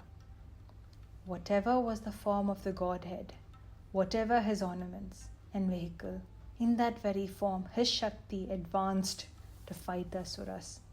In a heavenly chariot yoked by swans came Brahma's Shakti carrying a rosary and water pot, Kamandalu. She is called Brahmani. Maheshwari arrived, mounted on a bull, holding the great trident with huge serpents for bangles, with the digit of the moon as an ornament. The mother Kaumari came in the form of Guha, riding on a fine peacock. wielding the spear in her hand to attack the asuras. Likewise, seated upon Garuda, holding conch, club, bow, and a sword in hand, came Vaishnavi, the Shakti of Vishnu. Varahi, who assumed the incomparable form of Hari as a sacrificial bow, also came. Narasimhi too arrived, assuming a form like that of Narasimha, half woman, half lioness, bringing down the constellations by the toss of her mane. Likewise, the thousand-eyed Aindri, holding a thunderbolt in her hand and riding on the Lord of Elephants, arrived just like Indra. Thereupon Shiva, surrounded by those Shaktis of the Devas, said to Chandika, "Let the Asuras be killed forthwith by you for my gratification." Then from the body of the goddess issued forth the most terrific Shakti of Chandika, exceedingly fierce and yelling like 100 jackals together. She, the invincible, told Shiva, of smoke-hued matted locks, "Go, O Lord, as an ambassador to the presence of Shumba and Nishumba. Tell the two arrogant Asuras and the other Asuras assemble there for battle. Let Indra obtain the sovereignty of the three worlds, and let the gods partake the oblations. You go to the netherworld if you wish to live, but if through pride of strength you are anxious for battle, then come by all means. Let my jackals be satisfied with your flesh." Since that Devi appointed Shiva himself as her ambassador, thenceforth she became renowned in the world as Shivaduti. Hearing the words of Devi communicated by Shiva, those great Asuras on their part were filled with indignation and repaired to the place where Katyayani stood. Then, in the very beginning, the enraged foes of the gods showered arrows, lances, and double-edged swords on the goddess. The goddess cut asunder playfully those arrows, spears, lances, battle axes, hurled by them, with powerful arrows shot from her full-drawn bow. Then Kali stalked about in front of Shumba, tearing the foes to pieces with her spear and mashing them with her skull-topped staff. Whomsoever Brahmani attacked, she made those enemies bereft of valor and prowess by sprinkling on them the water from her water pot. Maheshwari slew the Daityas with her trident, and Vaishnavi with her discus, and Kaumari with her lance. Torn to pieces by Aindri's thunderbolt, which came down upon them, the demons, the offspring of Diti and Danu, fell on the earth in hundreds. Streams of blood flowing, pounded by blows from the snout of the bow-formed goddess Varahi, wounded it in their chest by the point of her tusk, and rent by her discus. The Asuras fell down. Filling the sky and the quarters with her roars, Narasimhi roamed about in the battle, devouring other great Asuras torn by her claws. Dispirited by the violent laughter of Shivaduti, the Asuras fell on the earth as she promptly devoured those who had fallen down. Seeing the enraged band of mothers, Matruganas, crushing the great Asuras by various means, the troops of the enemies of gods took to their heels. Noticing the fleeing demons assailed by the Matruganas, the great Asura Raktabija strode forward to fight in wrath. No sooner a drop of blood from Raktabija body fell on the ground, then a great Asura of his very stature would spring forth on the earth. With mace in hand, the great Asura fought with Indra's Shakti. Then Indra struck Raktabija with her thunderbolt. As blood flowed profusely from Raktabija, who was wounded by the thunderbolt, there arose from his blood combatants of his stature and might. As many drops of blood fell from his body, so many persons with his valor, strength, and prowess came into being. Then they who took birth from his blood too fought with the mother goddesses more terribly, hurling formidable weapons. Again, when Raktabija's head was wounded by the thunderbolt, his blood flowed. From that blood were born thousands more. In the battle, Vaishnavi struck him with her discus. Aindri hit the great Asura with her mace. And the world was pervaded by thousands of great Asuras of his stature, born from the blood that flowed out of the cut inflicted by Vaishnavi's discus. Kaumari struck him with her spear and Varahi with her sword. Maheshwari assaulted him with her trident, and the enraged Raktabija struck the mother goddesses individually as well as severally with his club. Hundreds of asuras came into being from the stream of blood that fell on the ground as he received multiple wounds by the lances, spears, and other weapons. The entire world was pervaded by the asuras who took birth from the blood of Raktabija. The gods were intensely alarmed at this. Seeing the devas dejected, Chandika laughed and said to Kali, "O Chamunda, keep your mouth wide open, and with this mouth quickly take in the drops of blood generated by the blow of my weapon, and also the great asuras born of the drops of blood of Raktabija. Roam about in the battlefield, devouring the great asuras born from his blood. Thus this demon shall perish. Losing all his blood, as you go on devouring them, other fierce asuras will not be born." Having enjoined her thus, the goddess then struck Raktabija with her spear. Thereupon Kali drank Raktabija's blood with her mouth. Right away, Raktabija struck Chandika with his mace. The blow did not cause her even the slightest pain. On the other hand, blood flowed profusely from the stricken parts of his body, and from wherever it flowed, Chamunda, Kali, swallowed it with her mouth.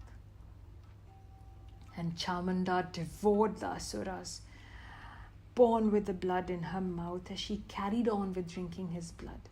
The goddess smote Raktabija with her spear, thunderbolts, arrows, swords, and double-edged swords, while Kali went on drinking his blood. Hit by a multitude of weapons that made him lose all his blood, the great Asura Raktabija eventually fell on the ground. Thereupon the gods attained great joy. The mother goddesses who emerged from them danced, drunk with Asura's blood. Chapter 9. After Raktabija was slain and other asuras were killed in the fight, the asura Shumba and Nishumba gave way to unbounded wrath. Enraged on seeing his army slaughtered, Nishumba rushed forth with his chief forces of the asuras. In front of him, at his back and on his sides, great asuras, biting their lips in ear, advanced to slay the goddess. Having fought with the mother goddesses, the great warrior Shumba too arrived in fury, accompanied by his forces to slay Chandika. Then commenced a severe combat between the Devi on one side and Shumba and Nishamba on the other, from whom rained a most tempestuous shower of arrows on her like showers from two clouds. With a shower of arrows, Chandika quickly split the arrows shot by the two asuras and hit the two lords of asuras on their limbs with a multitude of weapons. In the ensuing combat, Nishumba hit the lion of the goddess on the head, upon which the goddess destroyed his weapon one after another. Then the asura Nishumba, bloated with anger, seized the spear, and that also, as it came, the goddess powdered with a blow of her fist. Then goddess laid the advancing Nishumba to the ground, striking him with a torrent of arrows. When the mighty Nishumba was thus laid flat on the ground, the exceedingly angry Shumba set out to slay Ambika. Standing in his chariot and pervading the entire sky with his long and incomparable 8 arms, holding excellent weapons, he shone. Seeing him advancing, the goddess blew her conch and made an extremely unbearable twang of her bowstring. She filled all the quarters with the sound of her bell that rang the death knell, to the splendor of the entire armies of Asuras. Then the lion filled the heaven, the earth, and the 10 quarters of the sky with loud roars, which made the elephants abandon their violent rut. Thereupon Kali leapt up, striking the sky and the earth with both her hands. All the previous sounds were drowned in that sound. Shivaduti burst into a thunderous and ominous laughter, terrifying the Asuras, and Shumba flew into an utmost rage. No sooner had the mother said, "Stand fast, O evil-natured one," the gods stationed in the sky cheered, "Victory to thee!" The spear, flaming most terribly and shining like a mass of fire, hurled by the advancing Shumba as it was coming along, was put out by a great firebrand from the goddess. The interspace between the 3 worlds was pervaded by Shumba's war cry, but the dreadful thunderclap of the goddess smothered that too. In hundreds and thousands, the goddess and Shumba split the arrows shot by each other. Then the enraged Chandika struck him with a spear. Wounded therein, Shumba fainted and fell to the ground. Then, regaining consciousness, Nishumba seized his bow and struck with arrows the goddess, Kali, and the lion. Putting forth 10,000 arms, the lord of the Asuras covered Chandika with 10,000 discuses. Then the goddess Durga, the destroyer of difficulties and afflictions, became angry and cut asunder those discuses and arrows with her own arrows. Thereupon Nishumba, accompanied by the army of Asuras, swiftly seizing his mace, rushed forward to kill Chandika. As he was rushing at her, Chandika broke his mace to pieces with her sharp-edged sword. Then he seized the spear and rushed forth. Quickly, Chandika pierced him in the heart with a swiftly hurled spear. From Nishumba's heart that was pierced issued forth another person of great strength and valor, exclaiming, "Stop!" As he emerged, the goddess severed his head with her sword, laughing loudly. Thereupon he fell to the ground. The lion then devoured those Asuras whose necks he had crushed with his fierce teeth, while Kali and Shivaduti devoured the others. The mother goddesses, Kaumari, Brahmani, Maheshwari, Varahi, Vaishnavi, and Aindri, put to naught many Asuras as Kali, Shivaduti, and the lion devoured others, while some Asuras fled from the battle. Chapter 10. Seeing his brother Nishumba, who was dear to him as his life, slain and his army being slaughtered, Shumba spoke in fury. "O Durga, wicked and possessed by pride in your strength, do not be conceited. You fight dependent on the strength of others, and yet think highly of yourself." The goddess said, "In this universe, I alone exist. Who else is there besides me? Look, O wicked one. These manifestations of mine merge into my own self." Then all those goddesses headed by Brahmani merged in the body of the goddess. Then Mother Ambika alone remained there. The goddess said, "The many manifestations which I manifested here by my own power have been withdrawn by me, and now I stand alone. Be steadfast in combat." Then began a dreadful battle between them both, the Devi and the Shumba. While all the Devas and Asuras looked on, with showers of arrows, with sharp weapons and frightful missiles, both engaged again in a combat that frightened all the worlds. The Asura king broke the hundreds of divine missiles that the goddess launched with neutralizing weapons. The great goddess too playfully destroyed all the celestial missiles shot by him. In the fierce combat that ensued, the goddess destroyed Shumba's weapons one by one. Then his horses, chariot, bow, and mace fighting gallantly. In spite of the last of his weapons being destroyed by the goddess, the distinguished Asura leaped at her swiftly, bringing his fist down on her heart. Then the goddess hit him on the chest. Wounded by the blow of her palm, the king of Asuras fell on the ground. Rising up again, without delay, the king of Asuras leapt up towards the sky, seizing the goddess. There too, Chandika fought with him without any support. Then, much to the wonder of the Siddhas and the sages, Shumba and Chandika fought as never before, wrestling with each other in the sky.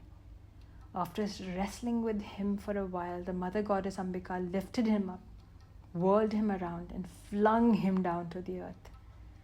Thus thrown to the ground, the wicked Asura rose swiftly on reaching the ground and rushed forward, raising his fist, intending to kill Chandika. Seeing the lord of all the Asura folks approaching, the goddess chuckled him down to the earth, piercing him on the chest with a spear. Pierced by the pointed spear of the goddess, he fell lifeless on the ground, shaking the entire earth with its oceans, islands, and mountains. When that wicked one was slain, everything became clear and propitious. The universe regained its original state of perfect peace, and the sky became clear. Flaming, potent clouds that were in evidence earlier vanished, and the rivers kept within their courses after Shumba's collapse. As he had been slain, the minds of all the hosts of gods were filled with joy, and the celestial musicians, Gandharvas, sang sweetly.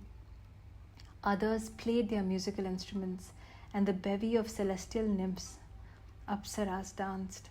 Likewise, the winds blew favorably, and the sun became resplendent. Chapter 11. When the great lord of Asuras was slain there by the goddess, Indra and the other gods, headed by Agni, lauded goddess Katyayani, illuminating the quarters with their moon-like faces, cheerfully as their wishes had been fulfilled.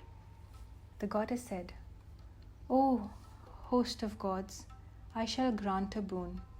Choose whatever boon you desire in your mind. I shall grant it for the welfare of the world."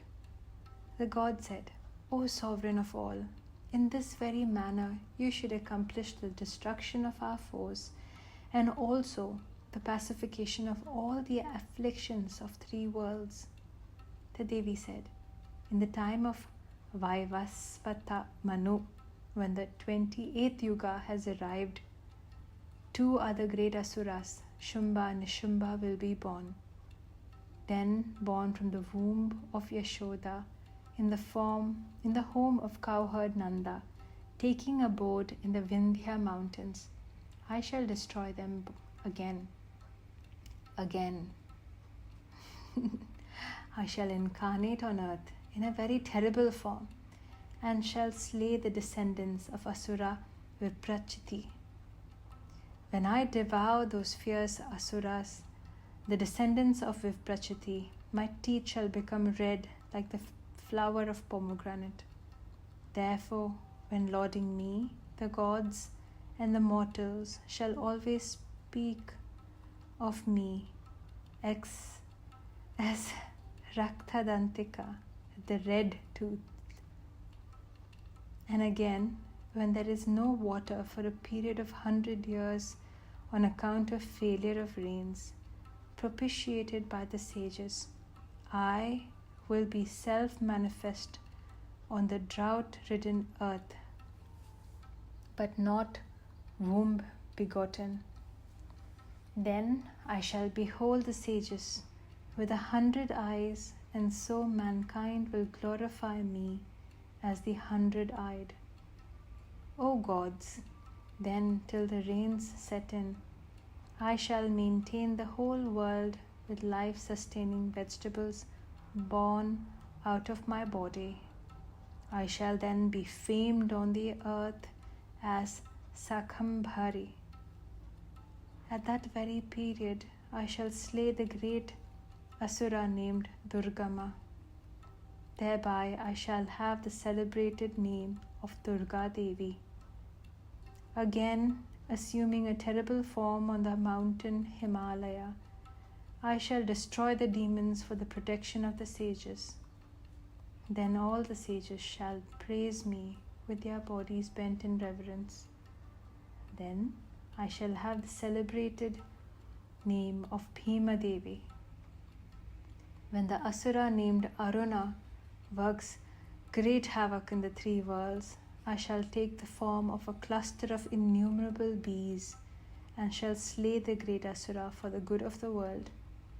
Then people shall laud me everywhere as Brahmari. Thus, whenever trouble arises due to the advent of Dhanavas, I shall incarnate for the accomplishment of the destruction of the foes. Chapter 12. The Devi said, with a concentrated mind, whoever shall pray to me constantly with these hymns, I shall without doubt put an end to all his troubles. Whoever extols my deeds relating to the destruction of Madhu and Kaitaba, the killing of Mahishasura, and likewise the slaughter of Shumba and Nishumba, whoever listens devotedly with a focused mind to my glories sung in this Mahatmyam on the 8th, the 14th, and on the 9th days of the fortnight, to them nothing bad shall happen, nor calamities that arise from wrongdoings, nor poverty, nor separation from beloved ones, neither fear from enemies, robbers, kings, nor from weapons, fire and floods. Hence this, my Mahatmyam, must be chanted by those of concentrated minds and listened to constantly with devotion, for it is the supreme way of well-being. This Mahatmyam will quell all sufferings due to epidemics, as also the three types of calamities. They are Adhyatmika, Adi Bhautika, and Adi Daivika are the three types of calamities. I will never forsake, and the place of my sanctuary, where this poem is duly chanted every day, there I shall certainly be. When offerings are made during worship, in fire rituals, and on great festivals, this Mahatmyam should be entirely chanted and heard. I shall fondly accept the sacrifice, the worship, and the fire ritual thus done, whether they are done with appropriate knowledge or not. During the time of great worship in autumn, that is the Sharad Navratri Mahapuja, as well as the beginning of the new year, that is usually the time during Vasanta Navratri, starting of Ugadi, or Chaitra Shukla Pratipada, and culminating on Sri Rama Navami. Those who hear this Mahatmyam of mine with devotion shall surely be delivered from all troubles and be blessed with riches, grains, and children. Listening to this Mahatmyam, to the auspicious manifestations of mine and my feats of prowess in battles, one becomes fearless. Enemies perish, welfare accrues, and families rejoice for those who listen to this Mahatmyam of mine.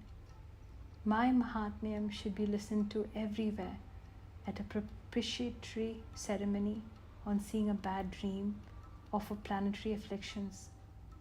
Thereby troubles subside, as also the terrible afflictions of planets. The bad dreams turns into a good one. It will result in the pacification of children under the grasp of balagrahas. It is the best promoter of friendship amongst men where there is a break in relationships. It destroys most effectively the strength of all evildoers.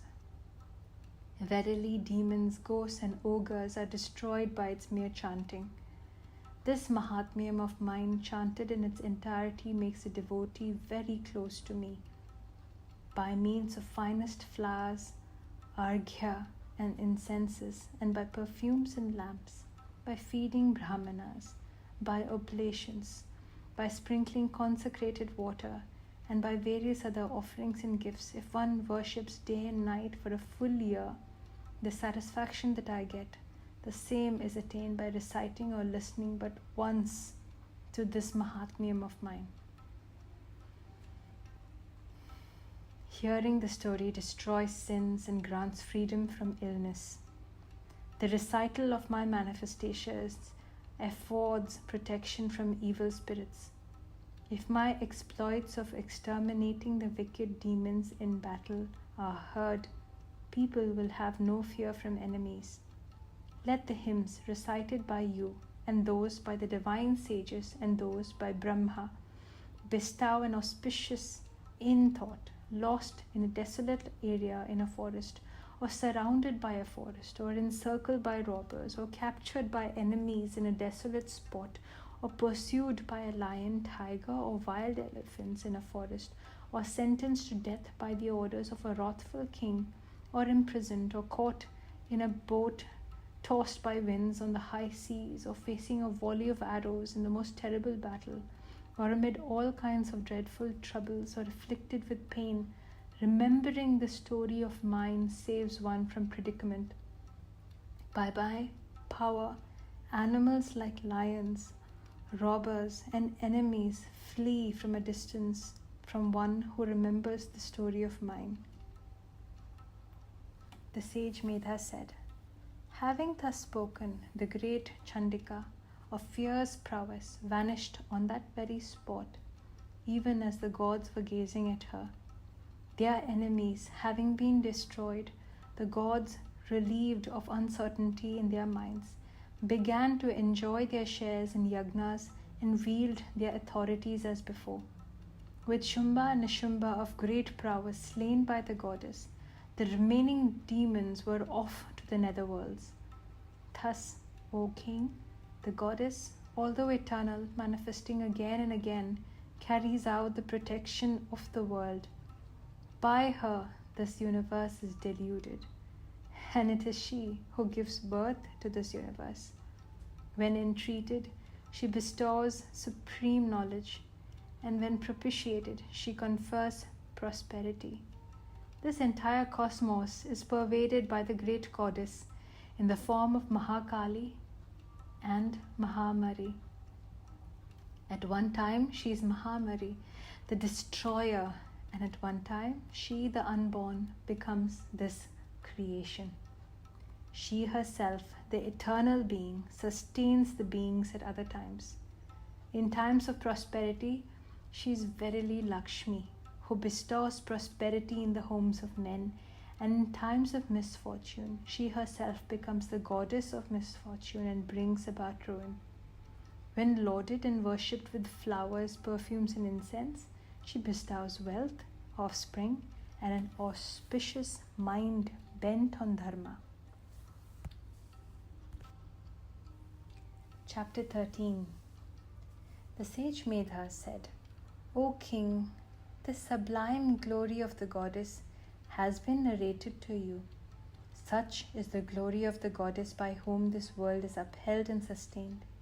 Likewise, she, Vishnu Maya, the elusive power of Lord Vishnu, confers knowledge. By her, you, this merchant, and others of discerning intellect are deluded. Others have been deluded in the past, and many others will be deluded in the future.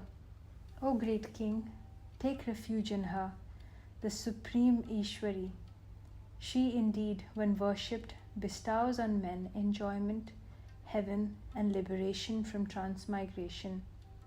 Markandeya said to his disciple Bhaguri, hearing the sage Medha's words, O great sage, King Suratha, who had become despondent due to excessive attachment, the sense of mine, and the dispossession of his kingdom, prostrated before the illustrious rishi of severe penances. and immediately repaired to perform austerities. The merchant too went with the king. They repaired to the sandy banks of a river in order to obtain a vision of the mother. The king and the merchant practiced penances, chanting the supreme Devi Shukta. Having made an earthen image of the goddess on the sands of the river, they both worshipped her in the image with flowers, incense, fire rituals, and ritual offerings of water. Abstaining from partaking food with only one thought, their minds fixed on her with concentration. They both offered sacrifices sprinkled with blood drawn from their own bodies. When they propitiated her thus for 3 years, exercising self-control, Chandika, the upholder and sustainer of the world, became pleased, appeared before them and spoke to them. O king, whatever you prayed for, and O delight of your family, referring to the merchant, whatever you too prayed for, receive all that from me. Well pleased, I bestow those boons to you both. Then the king chose a kingdom that would be imperishable even in a future life. While in this life he sought strength to destroy the strength of his enemies and thereby the restoration of his own kingdom. But the wise merchant, whose mind was full of dispassion for the world, chose the knowledge which releases one from the attachment of mine and I. The goddess said, O king, in a few days you shall obtain back your kingdom after slaying your foes, and it will not be lost thereafter. After your death you will attain another birth through the sun god, and shall be a Manu on earth by name Savarni. O the best amongst merchants, I grant you the boon which you have desired of me. Supreme knowledge shall be yours for your self-fulfillment.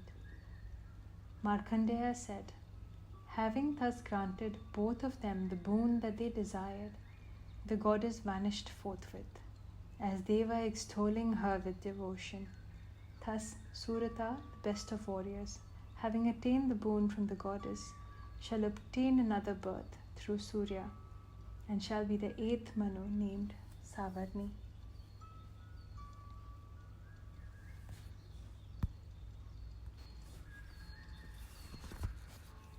The inner metaphorical significance of Devi Mahatmyam. Now let us examine the significance of the Devi Mahatmyam, or the Saptashati, from the level of the inner psychic reality. The Devi Mahatmyam begins with Markandeya narrating how a virtuous king named Suratha, dispossessed of his kingdom, meets the merchant Samadhi, who too has been dispossessed of his wealth and cast out by his own wife and children. Instead of finding tranquility amid the peaceful and spiritual surroundings of sage Medha's hermitage, they are plagued by thoughts of loss, betrayal, and attachment to the past. Together, they approach the wise sage Medhas, whose task it is to awaken them to a higher spiritual awareness. The king, the merchant, the sage are archetypal characters that reside in all of us to differing degrees, characters with whom we can identify to varying degrees. The king, the merchant, and the sage as allegories to the body, mind, and intellect. Suratha is one who has a good chariot. Su means good, Ratha is chariot. The body is the chariot, while the self is the rider. The self is the rider and the body the chariot. The intellect is the charioteer and the mind the reins. Katha Upanishad. Man does the journey of life through cycle of samsara with the chariot, Ratha, of the body. In this long cycle of innumerable births called samsara chakra, man goes through countless lives. The cycle of samsara and its inevitable sufferings goes on as long as man does not realize that it is the self Atman, that is the rider, and not the body or mind or pseudo-self. Unfortunately, we continue to suffer till we realize this. According to the worldview of Devi Mahatmyam, it is the goddess who is the supreme self.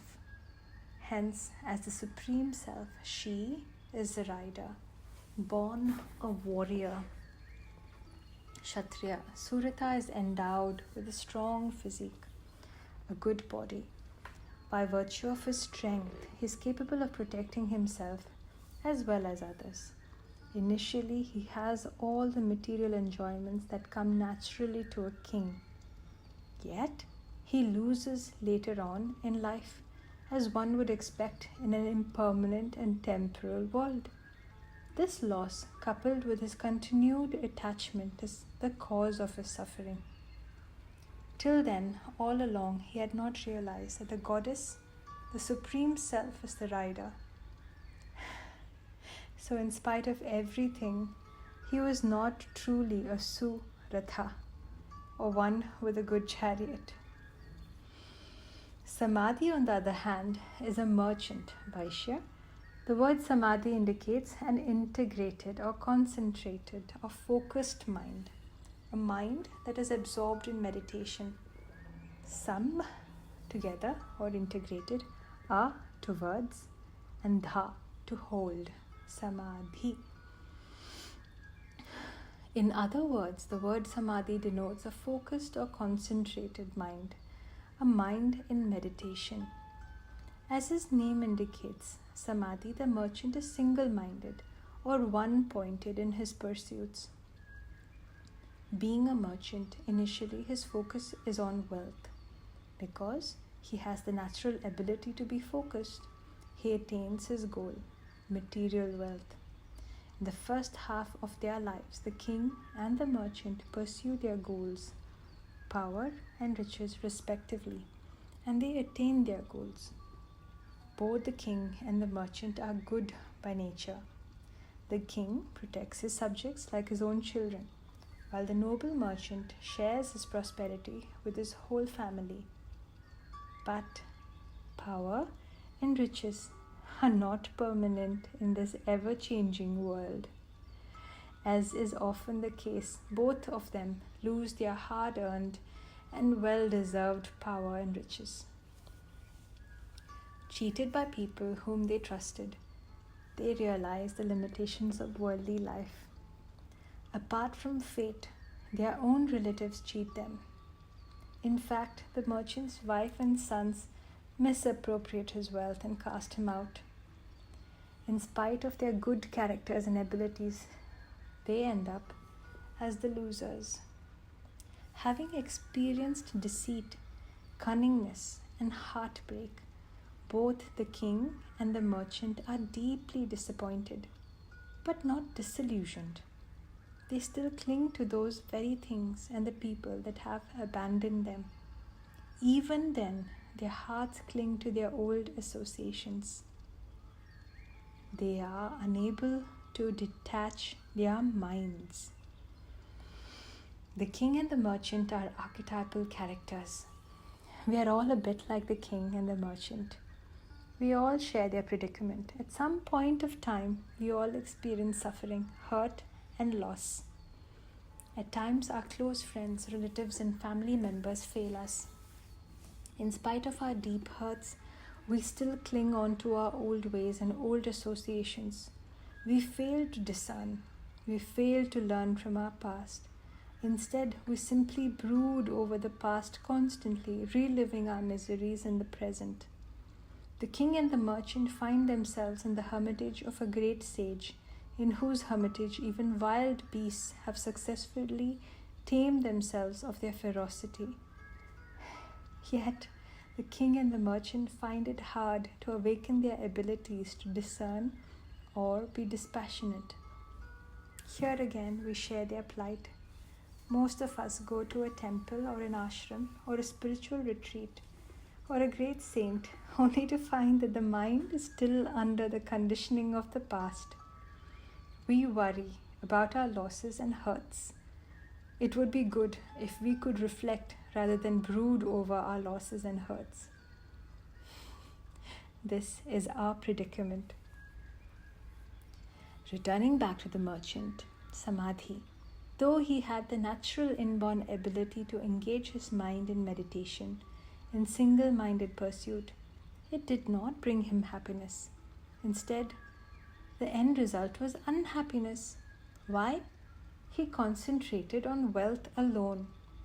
The object of his single-minded pursuit was only material wealth. You always get what you pursue with a focused mind. Whatever you meditate on, you attain that. The merchant focused on the riches of material existence. The external world is impermanent, anitya. Existential suffering is an inevitable consequence of existence. Permanent happiness cannot come from impermanent, phenomenal, material world. Lasting happiness is possible only through eternal, nitya, or the spiritual.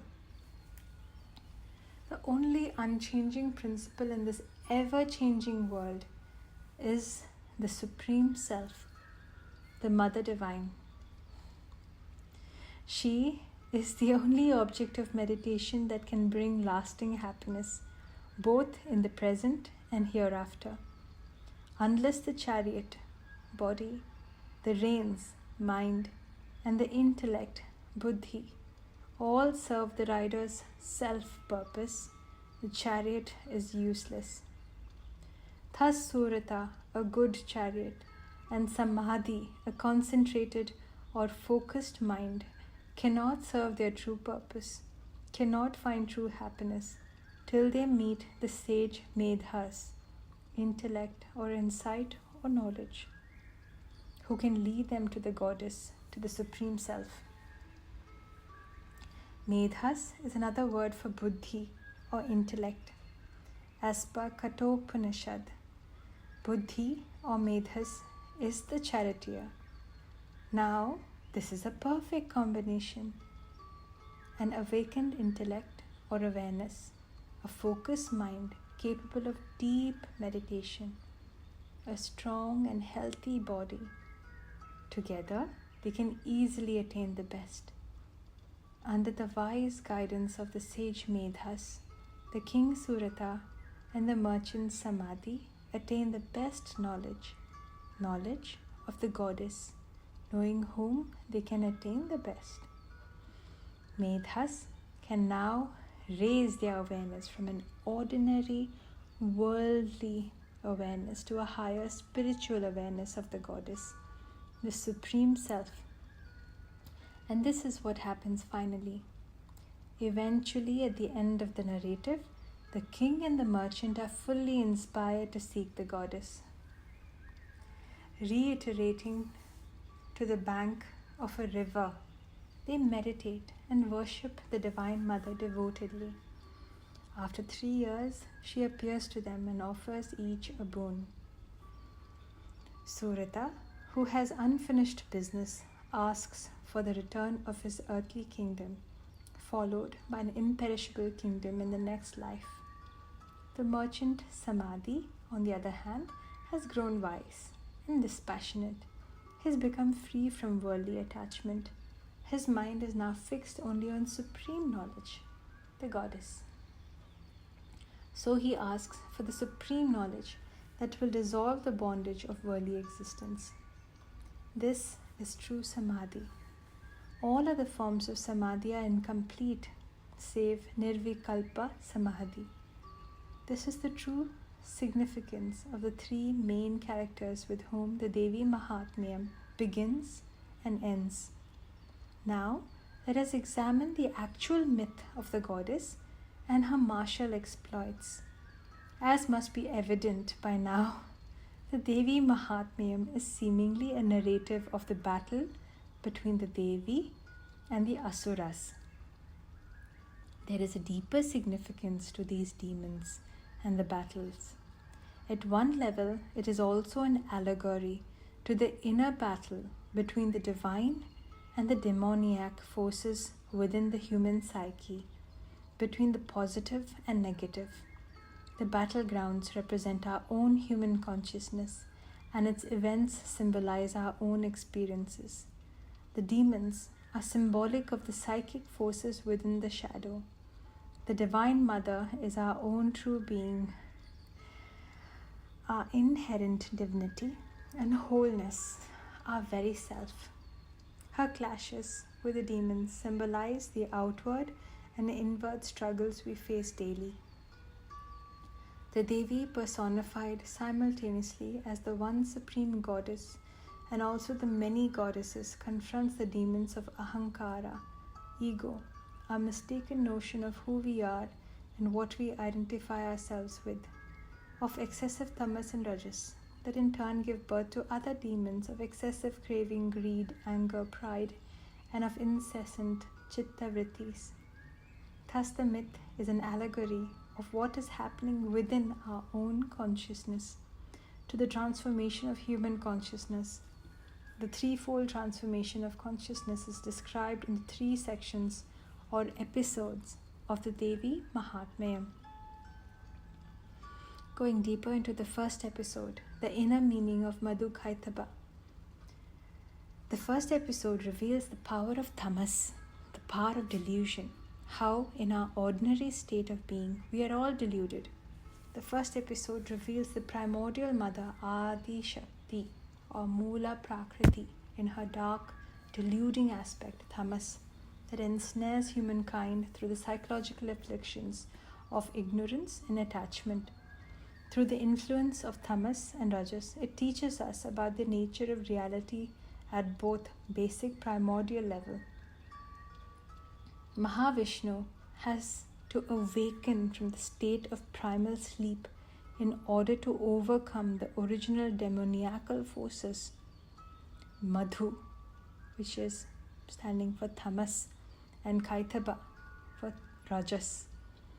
This is possible only through Mahamaya's grace. Only if she frees Vishnu from the influence of Yoga Maya, the primordial inactive state predominated by cosmic tamas, inertia. There are 2 ways to understand Madhu and Kaitaba.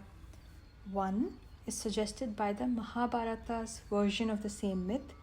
Here it is stated that Asura Madhu is of tamas, while Kaitaba is of rajas. Harivamsha version 2 suggests a similar interpretation by having the 2 asuras themselves declare, "By us is all this covered over with tamas and rajas." Thus Madhu and Kaitaba are the 2 original demoniacal forces of tamas and rajas. They try to overcome the creative and sattvic force Brahma. All the 3 gunas are born simultaneously before the very beginning of a kalpa. In fact, the word kalpa is the same as in the other related word, sankalpa, that is suggestive of will or resolve. A kalpa happens by the resolve or will of the Supreme Being.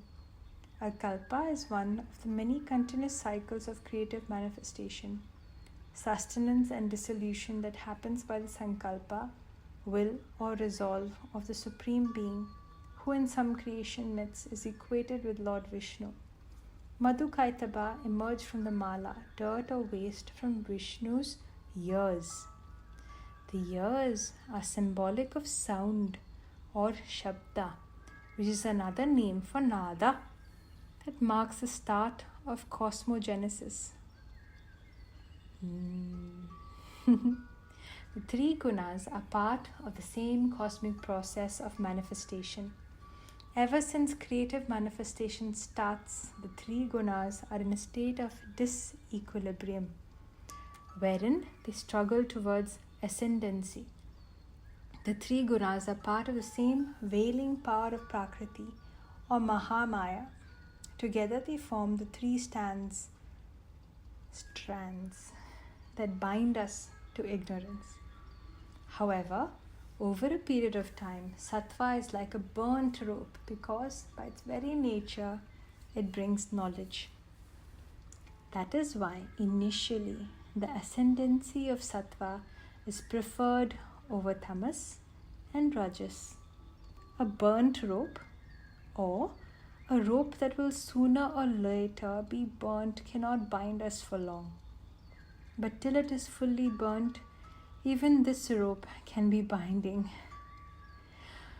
On the other hand, the ascendancy of tamas and rajas are undesirable at all stages. As per classical Ayurvedic theory, tamas and rajas are in fact manasika doshas that can act as psychological afflictions. They can potentially spoil dosha, that which can darken or spoil the psyche by leading to many other psychological afflictions. That is why the Supreme Being, Lord Vishnu, has to save Sattva, Brahma, by subduing tamas, Madhu, and Rajas, Kaitaba. But this is possible only through Mahamaya's grace. Only if she frees Vishnu from the influence of Yoga Maya, the primordial inactive state predominated by cosmic tamas. The other approach to understanding Madhu and Kaitaba is etymological. Madhu denotes something sweet. Madhu is in fact the actual word for honey, while Kaitaba denotes an insect. Thus, Madhu and Kaitaba are honey and the honeybee. This world and its fruits are an extension of the Divine Mother's very own manifestation. In a way, she is not separate from the world that is created by her own self. But if one hankers after the fruits of the world, without being able to see her behind this world or its fruits, sooner or later, the inevitable result of this obsession with gathering honey is pain. Honey and the sting of the bee are inseparable. If you want honey, you should dare the inevitable sting of the insect. We are all busily engaged in collecting one more drop of honey, telling ourselves that this is the purpose of our lives. The more honey we collect, the more stings on our swollen faces. But we endure the pain of the sting, preparing ourselves for the next drop of honey. It is our ignorance that keeps us busily engaged in this perpetual cycle of gathering more honey during more stings. This simple insight can be the start of the loosening of the grip of the world over the self. It is so simple yet immensely powerful. The power of Mahamaya. One needs discernment, viveka, and dispassion, vairagya, to see through this beautiful play of Mahamaya. And that happens only through divine grace, or through great merit in many lives, or through the grace of a Sadguru. Suratha the king and Samadhi the merchant find a Sadguru in the sage Medhas, who can lead them to this insight by revealing the glory of Mahamaya to them. Understanding the true nature of this world is important to be able to see the Supreme Being behind this manifest world. Otherwise, the world can be a source of much misery and pain through its lure of honey and the inevitable pain of the sting. That is why the wise sage Medhas preferred to narrate the Madhu Kaitaba myth to the king and the merchant when they seek his counsel, since their predicament is surely related to the lure of the things of this world and the inevitable pain that they have experienced from it. Note, the esoteric interpretation is not an afterthought as some might think after seeing varying interpretations by enthusiastic writers. The esoteric interpretation is inherent to the myth as well, as will be evident when one examines the myth through various approaches. In fact, multiple approaches lead us to the same interpretation. Etymological examination of the words used, cross-scriptural references, oral teachings from the Guru, various commentaries, and finally the inner experiences that a practitioner goes through. All these provide more authority to the esoteric interpretation. Interestingly, all these approaches are in harmony and point to a nearly precise esoteric meaning of the Devi Mahatmyam. Some writers have interpreted the demons and other allegories arbitrarily, but as affirmed here, the interpretation cannot be loose or arbitrary and has to harmonize all the 5 approaches delineated above. It is not enough if an allegory makes spiritual or psychological sense if it is not etymologically in line. Nirukta too must agree. This is the approach used consistently in this book. For instance, let us examine the esoteric interpretation of Madhu Kaitaba. Honey is sweet. It is heavy. Any sweet in less quantity is sattvic, but in excess it is tamasic and thereby dangerous. Madhu is thus potentially tamasic. The insect Kaitaba is famous for its busyness. Busy as a bee is a common expression. Busyness is inherent to Rajas. Thus, Kaitaba is Rajas. As one can see, the etymological interpretation is in line with the cross-scriptural references from the Mahabharata that clearly equate Madhu and Kaitaba with Tamas and Rajas. Of course, the psycho-spiritual interpretation too fits very well with the creation myth of Madhu Kaitaba and Brahma. Second episode, Mahishasura Mardhini myth. This is the second episode where the same Adi Shakti manifests herself as Durga and overcomes Mahishasura, the buffalo-headed demon, who is half human, half beast. The demon is partly a Pashu, animal or beast, and partly a human, thus has the dangerous ability to disrupt cosmic order and harmony. Overcoming this powerful combination of beastly nature and human competence requires a fiery and dynamic form of Shakti, one that can combat worldly Rajas through divine Rajas. Interesting. Technically, the primal form of the mother that presides over Rajas is referred to as Mahalakshmi, whose coral complexion identifies her clearly as the Devi's Rajasic Vyashti. Mahishasura too is the epitome of Rajas, but unlike the Devi's divine Rajas, Mahishasura's Rajas is of a negative nature. His Rajasic energy controls him and impels him to destructive acts, whereas Durga controls her own fiery splendor. She is an embodiment of the wrath of all the gods. Her Rajas is protective of her devotees and intent on destroying evil. Her anger is divine anger that fights the demons. Of the 3 gunas, only Rajas has 2 faces or 2 dimensions to it. One is a purely negative and gross expression that seeks material pleasures, while the other is a divine and subtle expression that takes the individual inward, closer to the Supreme Being. Both are goal-oriented.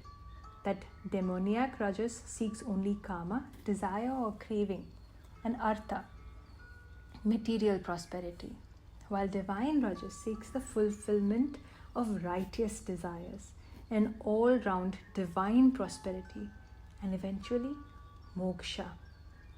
The reference here is to the 4 goals of life. This difference in the direction of focus or goal is the main difference between the 2 types of Rajas. Rajas can bridge tamas and sattva. Lower order Rajas is closer to tamas, while higher order Rajas is closer to sattva. Lower order Rajas serves the purpose of tamas and is potentially in danger of pulling us into the quagmire of tamas. Higher order Rajas serves the purpose of enabling sattva vajaya, or enabling sattva to take over the other gunas. Esoteric meaning of the battle between the gods and the demons. First, let us examine the theme of the battles between the gods and the demons as revealed in the Bhagavad Gita. the Upanishads, and Adi Shankara's commentary. The Sanskrit word for gods is Deva, which denotes light or the function of illumining. Commenting on the verse, Devasura ha vai yatra samyatire, Chanda Yoga Upanishad, Adi Shankara affirms that the gods stand for such functions of the senses, Indriya Vrittis, as are illumined by scripture. The demons or asuras, who are opposed to the gods, stand for tendencies that are opposite to the illumining functions and are of the nature of darkness. Thus, the war between the gods and the demons actually refers to the perpetual conflict between the forces of light and darkness, between righteous and unrighteous urges. Thus, there are two opposing psychic forces within all of us. The roots of these two types of urges are traced to the sanchita karmas of innumerable lives. While we experience only prarabdha karmas allotted for a particular lifetime, the sanchita karmas indirectly influence us as our sanskaras. Esoterically speaking, the gods symbolize the positive samskaras of innumerable lifetimes resulting from all the righteous karmas that are oriented towards Supreme Self, while the demons symbolize the negative samskaras of innumerable lifetimes resulting from all the unrighteous karmas that are contrary and inconducive to our orientation to the Supreme Self. Thus, interpreting the battles between the gods and demons on these lines is in order wherever reference to the battles between the gods and the demons occur in the Vedas and in the Puranas. The righteous and the unrighteous samskaras have also been referred to as Daiva Sampada, divine wealth or divine tendencies, and Asura Sampada, demoniac wealth or demoniac tendencies. In the Bhagavad Gita, in the 16th chapter titled Daivasura Samtvi Bhaga Yoga, here divine tendencies have been referred to as divine wealth, Sampada wealth, and demoniac tendencies as demoniac wealth. Elaborating this idea further, the Bhagavad Gita declares that the divine are deemed for liberation or self-realization, and the demoniac for bondage. Returning back to Mahishasura's myth, the Devi Mahatmyam tells us that long back, when Mahishasura was the lord of Asuras and Indra the lord of Devas, there was a war between the Devas and the Asuras for a full 100 years. Now that we know who the gods and demons are, it is not difficult to understand why the span of the war is for 100 years. This is the approximate upper limit of human lifespan. Thus, the conflict between the righteous and unrighteous samskaras goes on as long as we are alive. And in that war, as the Devi Mahatmyam tells us, the army of the gods is vanquished by mighty demons and Mahishasura becomes the lord of heaven. He himself assumes the jurisdictions of Surya, Indra, Agni, Vayu, Chandra, Yama, and Varuna, and of other gods too. Now, what does this mean?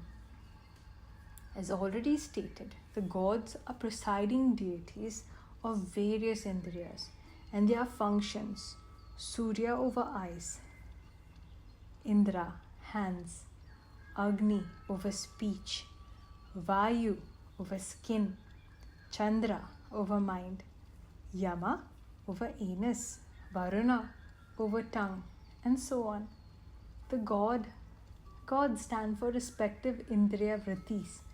All these senses and their functions are hijacked by Rajoguna, serving the purpose of nourishing asuric tendencies.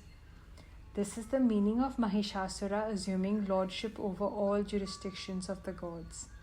Under the influence of Rajoguna, all psychological and sensory functions are focused only on the gross and material, having lost the original orientation of the Supreme Being. The task, therefore, is to once again reclaim the original state. But this can be achieved only by uniting together all the powers of the gods and orienting them back to the Supreme Being. This is exactly what happens in the story. The vanquished gods collectively surrendering to the Devi. The gods first approach Brahma, who leads them to Vishnu and Shiva. There is a significance in the gods first approaching Brahma. As per Hindu mythology, Brahma was born from the lotus that grew at Lord Vishnu's navel. Here, Vishnu signifies consciousness, while the lotus signifies flowering or blossoming of consciousness. Brahma being born from the Nabhi, Kamala, navel, chakra of Vishnu is clearly a Puranic allusion to Kundalini and the chakras. The Nabhi is the Vedic equivalent to what is known as the Manipura chakra in the Tantric system. Below the Manipura chakra is the Asura Kshetra, field of demoniac consciousness, while Daiva Kshetra, field of divine consciousness, starts from Manipura. Thus, the very awareness of the conflict between the righteous and unrighteous samskaras and the need to overcome asuric samskaras starts with Manipura. Now that spiritual awareness has started blossoming, it will lead to the coming together of all the spiritual samskaras, the coming together of the powers of the gods. Brahma leads the gods to Vishnu and Shiva. Vishnu and Shiva too symbolize specific psychological functions like the other gods. In the symbolisms of Devi Mahatmyam, the Devi is obviously the Supreme Being or Supreme Self, whereas Vishnu and Shiva symbolize Prana Shakti and Jnana Shakti respectively. What happens when all the powers of all the gods come together? As the Devi Mahatmyam reveals, all the radiance from all the gods coalesced into auspicious form of the goddess. The Tejas that emerges from the gods is not their creation but the Devi's natural indwelling presence. Thus, what coalesces into Devi's auspicious form is actually her own power. The gods do not relinquish their power or weapons, even as their varied powers reunite in the Devi. This is a sublime philosophical abstraction of simultaneous divine eminence and transcendence. Now that the collective power of the gods is united against Mahishasura and his armies, the gods can be assured of their inevitable victory. Mahishasura and his generals, Rajoguna and its Asura Sampada. Mahishasura symbolizes the powerful combination of human competence and beastly nature. As already stated, he stands for Rajoguna, while Kaitaba is also Rajas.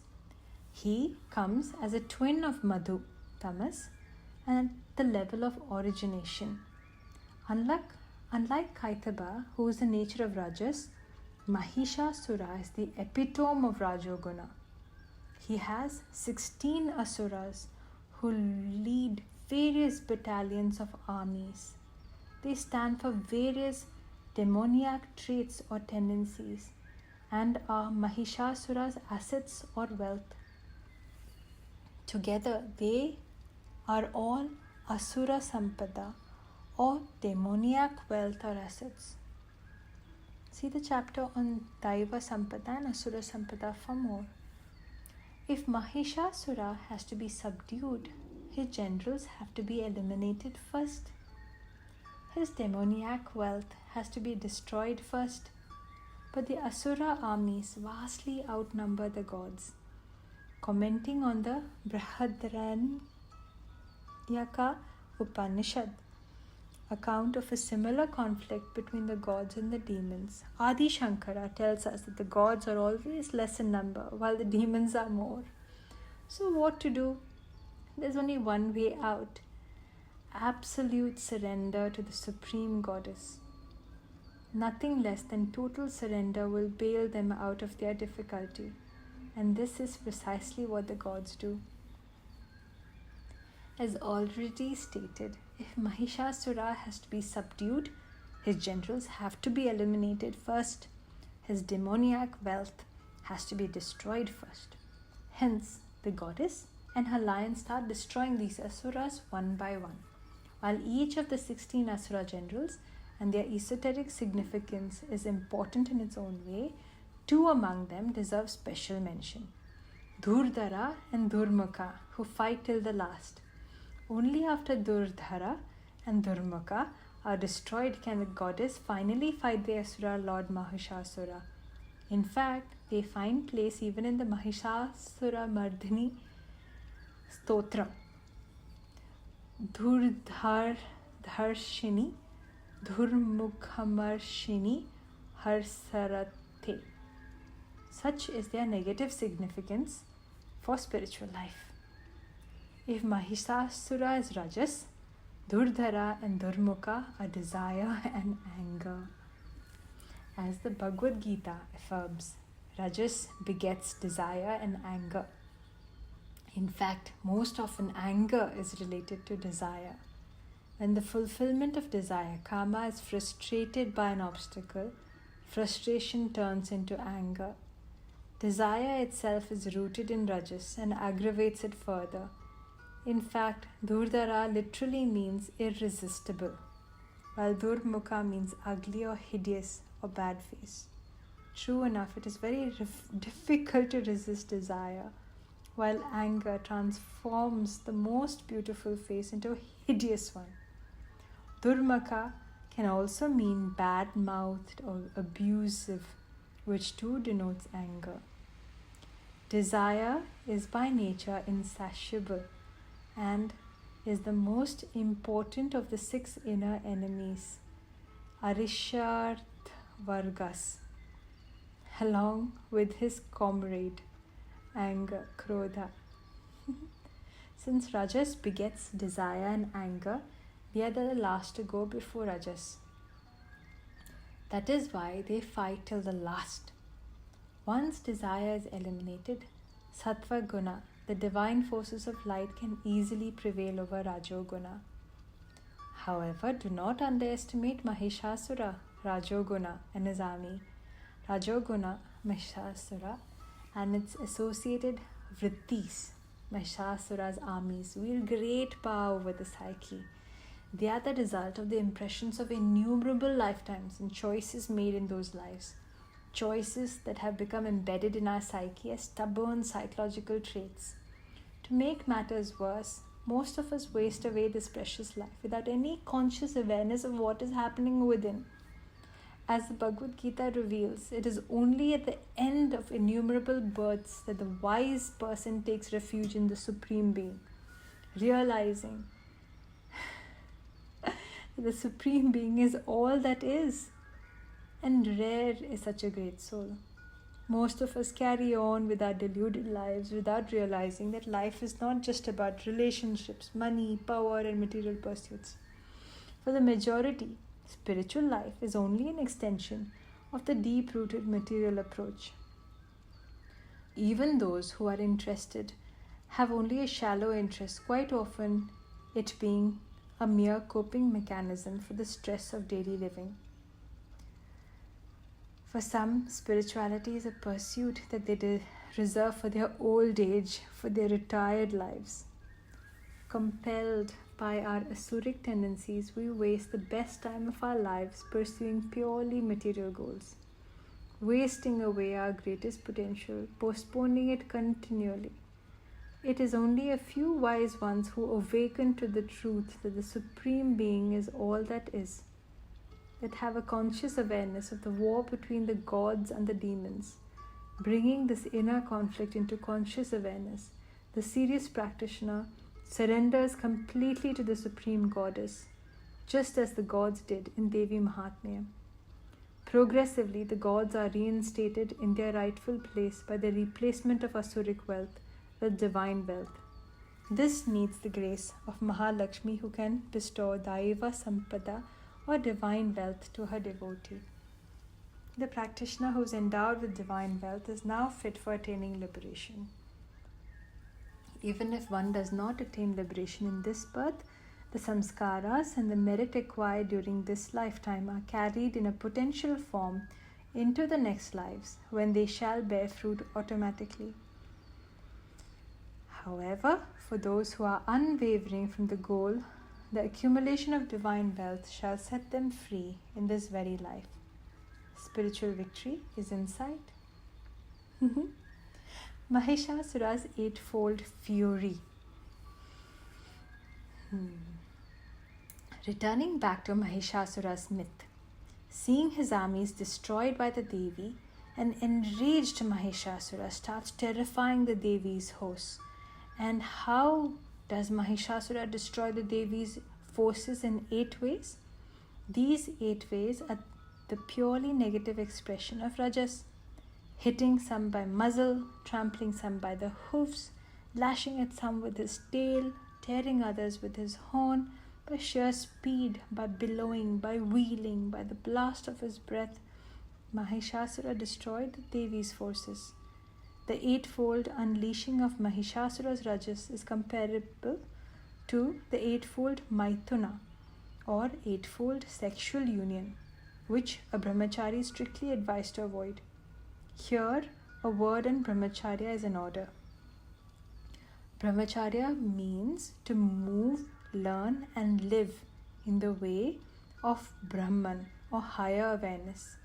Conducting oneself in higher awareness is not just about sexual continence, not just about controlling sexual desire, but about also gaining mastery over all the indriyas.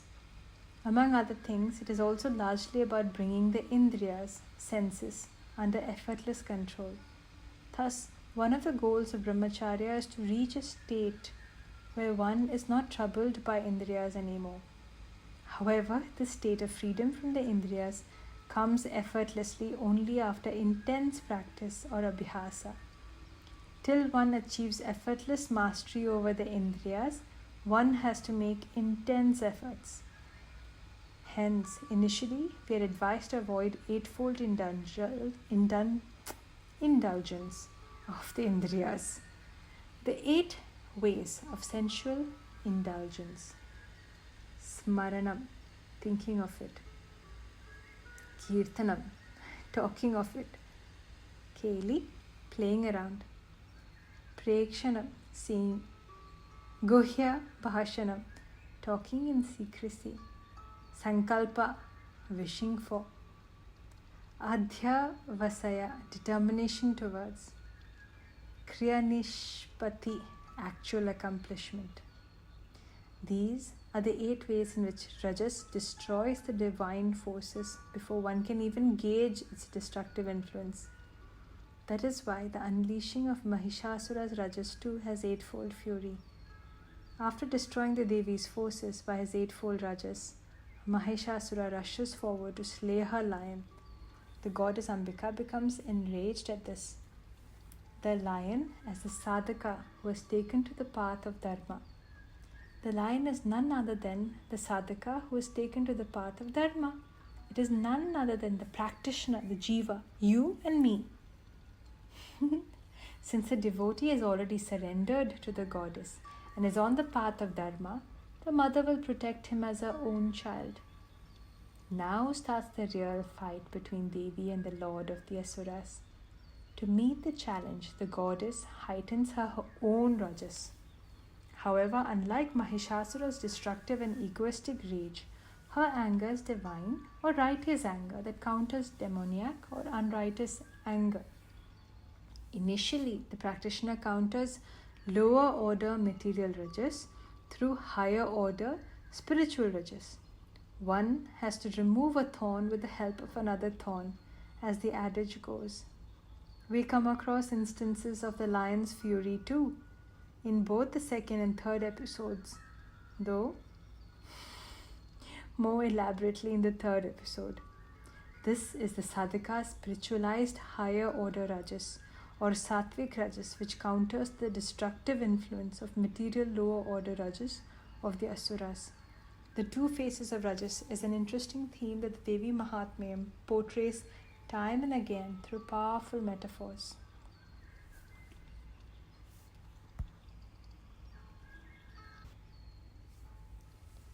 Mahishasura changing his form many times before finally being beheaded. During the combat, Mahishasura changes his form, undergoing a series of metamorphoses. This is the very nature of desire of Rajas. We think that we have rooted out a particular psychological compulsion only to discover that it still exists, albeit in a different form. We move from one addiction to another, from one compulsive behavior to another, as long as the original inner emotional state is not resolved. The Devi's weapons appear ineffectual as long as Mahishasura keeps changing forms. She triumphs over him only when he emerges in his original form. As she spins him down under her foot, only then does she behead him finally with her sword, destroying the deadly combination of human competence and beastly nature. Mahishasura's episode reveals that though through active struggle, through divine rajas, we can overcome enslavement to the Indriyas and live righteously in harmony with the world. It also reveals to us the two faces of rajas and the two kinds of wealth that we may seek in our lives. One is divine, while the other is demoniac. Those who seek demoniac wealth take to the purely negative and demoniac expression of rajas and are deemed to be bound further and to suffer in the quagmire of perpetual desire, while those who take to a positive expression of rajas seek divine wealth and are eventually deemed for liberation from suffering of all kinds. Third and final episode. By the time we come to the third episode, the demons are more complex and subtler. This time, the chief demons are Shumba, which symbolizes I, the pseudo-self, and Nishumbha, mine. The attachment to things that the false self clings to, who along with their generals, Chanda, which is basically pravriti or extroverted psychic energy, and Munda, nivriti or introverted psychic energy, Dhumra Lochana, distorted perception, Rakta Bija, chitta vrittis or incessant, compulsive thought processes. Wow, are formidable force to reckon with. I agree. Overcoming these subtler demons requires a luminous, benevolent, and beautiful manifestation, one that can enlighten and liberate. This is the manifestation as Maha Saraswati, predominated by Sattva. This myth too has a familiar beginning.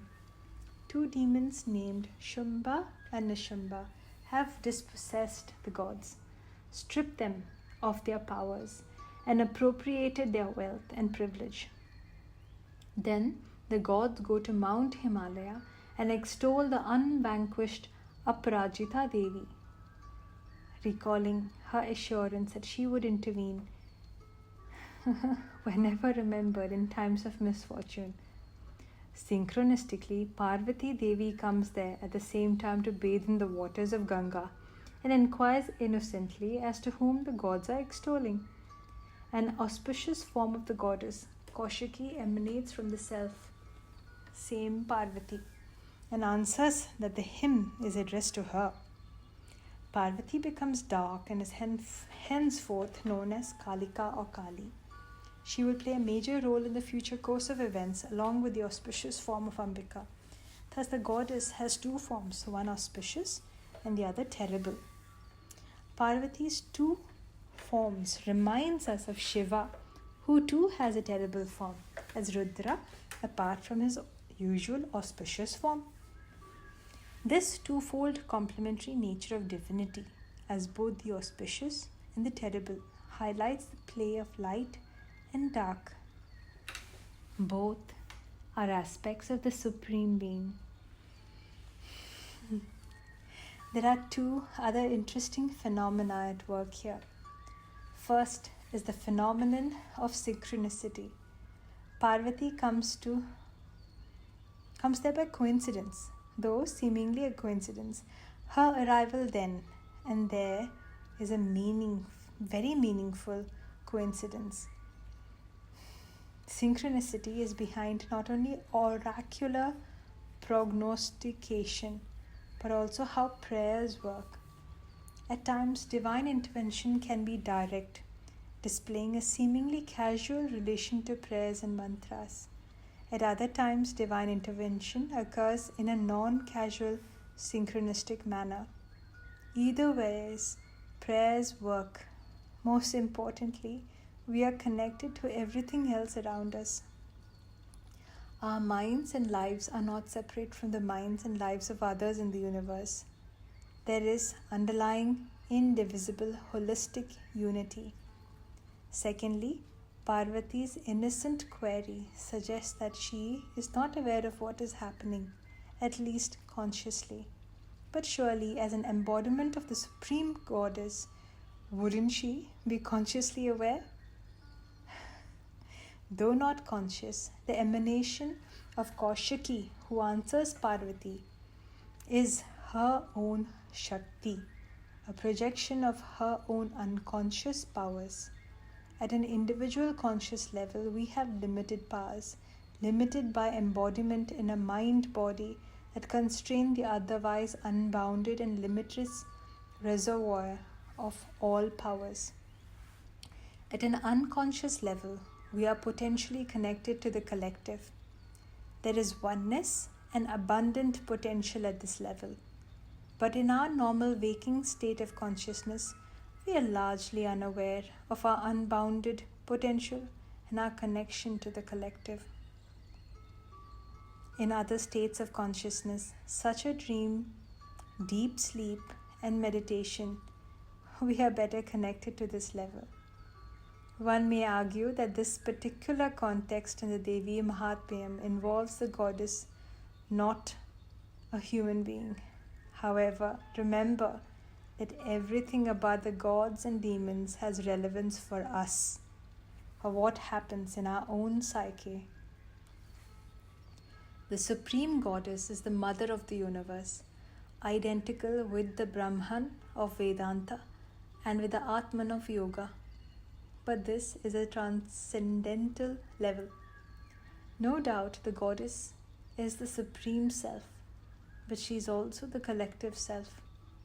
At the relative and phenomenal level, where there is awareness of one's own individual personality or ego, even her manifestations follow the same law, the same order that is seen in the rest of the universe. The various emanations of the goddess combine both the transcendental and phenomenal levels of truth to varying degrees.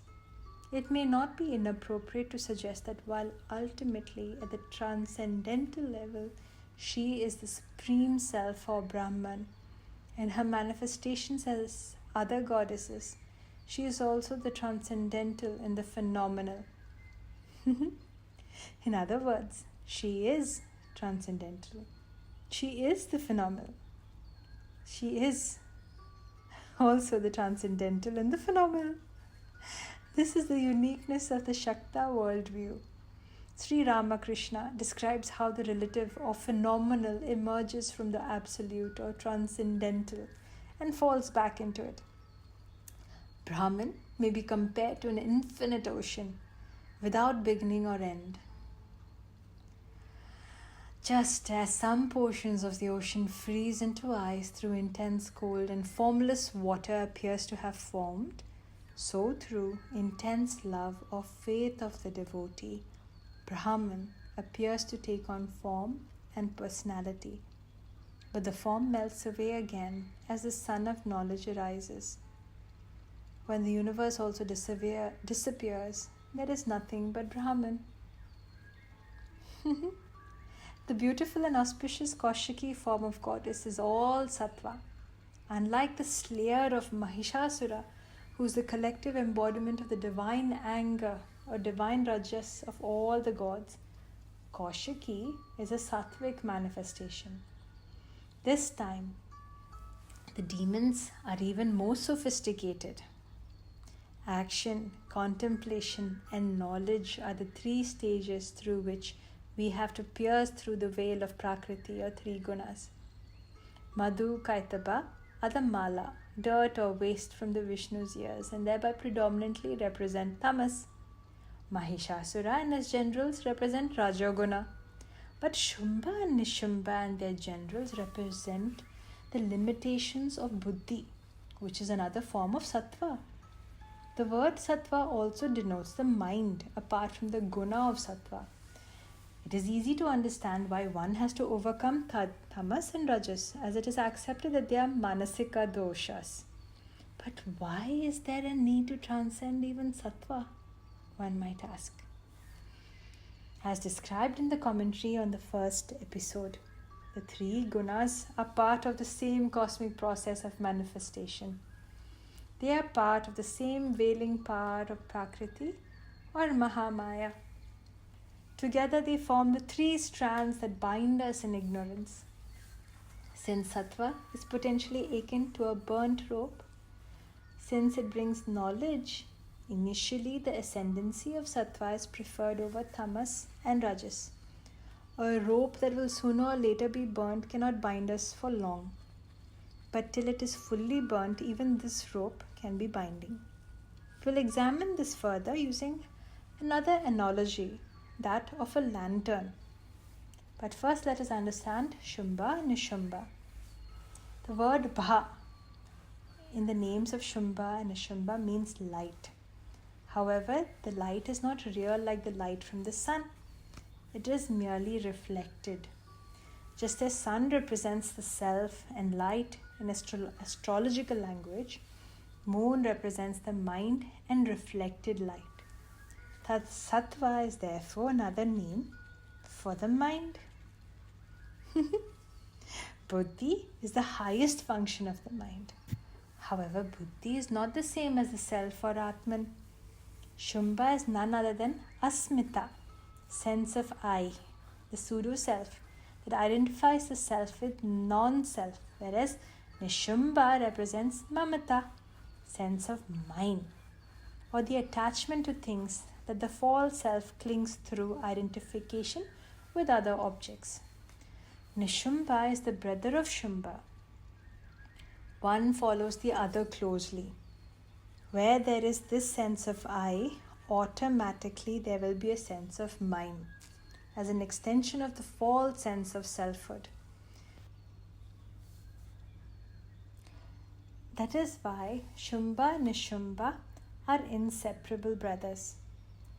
Patanjali in Yoga Sutra defines asmita as drig darshana shaktyo rekat mates smita.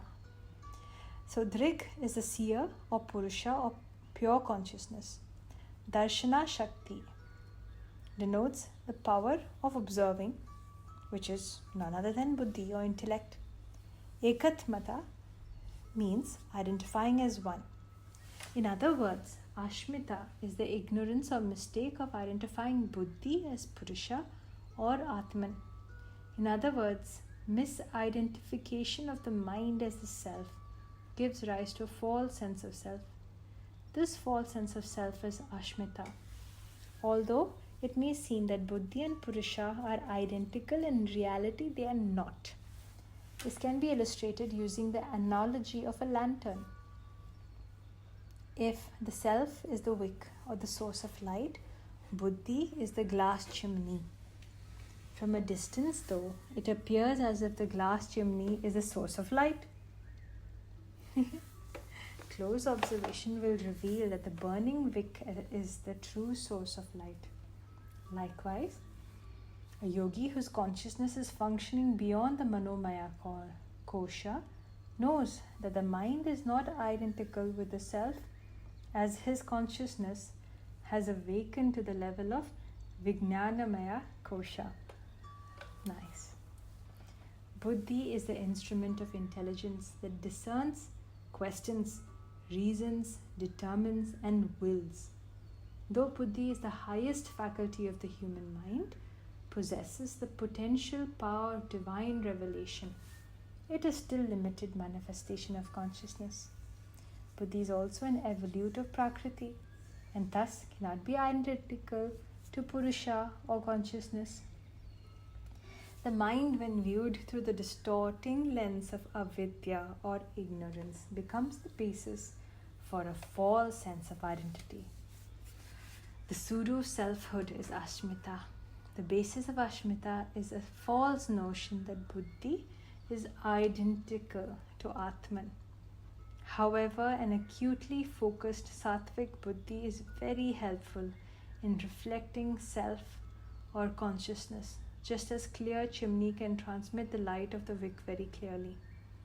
Since sattvic intellect can reflect the light of consciousness clearly, it also poses the danger of an aspirant falsely thinking that he has attained the Atman, that he is self-realized. A sattvic and refined intellect is undoubtedly very important for reflective thinking and discernment. However, that is not the end of the path. Such a sattvic buddhi is of tremendous value in overcoming the tyranny of tamas and rajas. So, in the earlier stages, that sattva is glorified. That which was desirable in the earlier stages in the past is detrimental in the present. Now even sattva is an obstacle.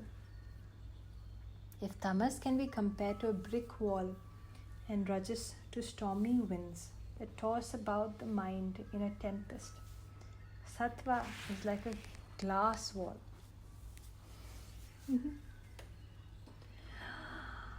One can see through a glass wall but cannot walk through. What we see through the glass wall helps us in inferring the presence of the light on the other side. But to reach or merge with the source of light, one has to eventually overcome the glass wall as well. This is where buddhi too fails. Moreover, the false sense of selfhood at this stage can lead to subtler demons such as pride of knowledge, false pride in having attained the self, false sense of immortality, all arising from knowledge that is not ultimately true. One starts taking pride in one's sadhana. Wow. In the place of pride in material riches, pride in spiritual riches starts swelling the ego. Earlier, the pride was grosser, easily detectable, and thereby easier to accept. Spiritual pride is subtler, not easily detected, and hard to accept. In a way, the aspirant at this stage has some achievements to his credit compared to others who are still struggling with grosser issues related to tamas or rajas. However, as long as the kleshas continue to afflict an individual, suffering is a definite possibility. Ashmita, along with the sense of mamatva, is among the 5 causes of suffering. Total freedom from suffering is not possible as long as there is a sense of I and mine, which becomes the focal point of all chitta vrittis. The tyranny of Shumba and Nishumba is subtler compared to tyranny of Mahishasura.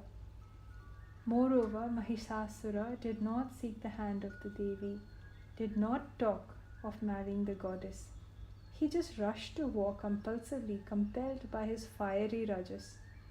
But Shumba and Nishumba, being more advanced asuras, having some light in their nature, at least insofar as their ability to show at least reflected light, mistake that they are equal to goddess or even superior.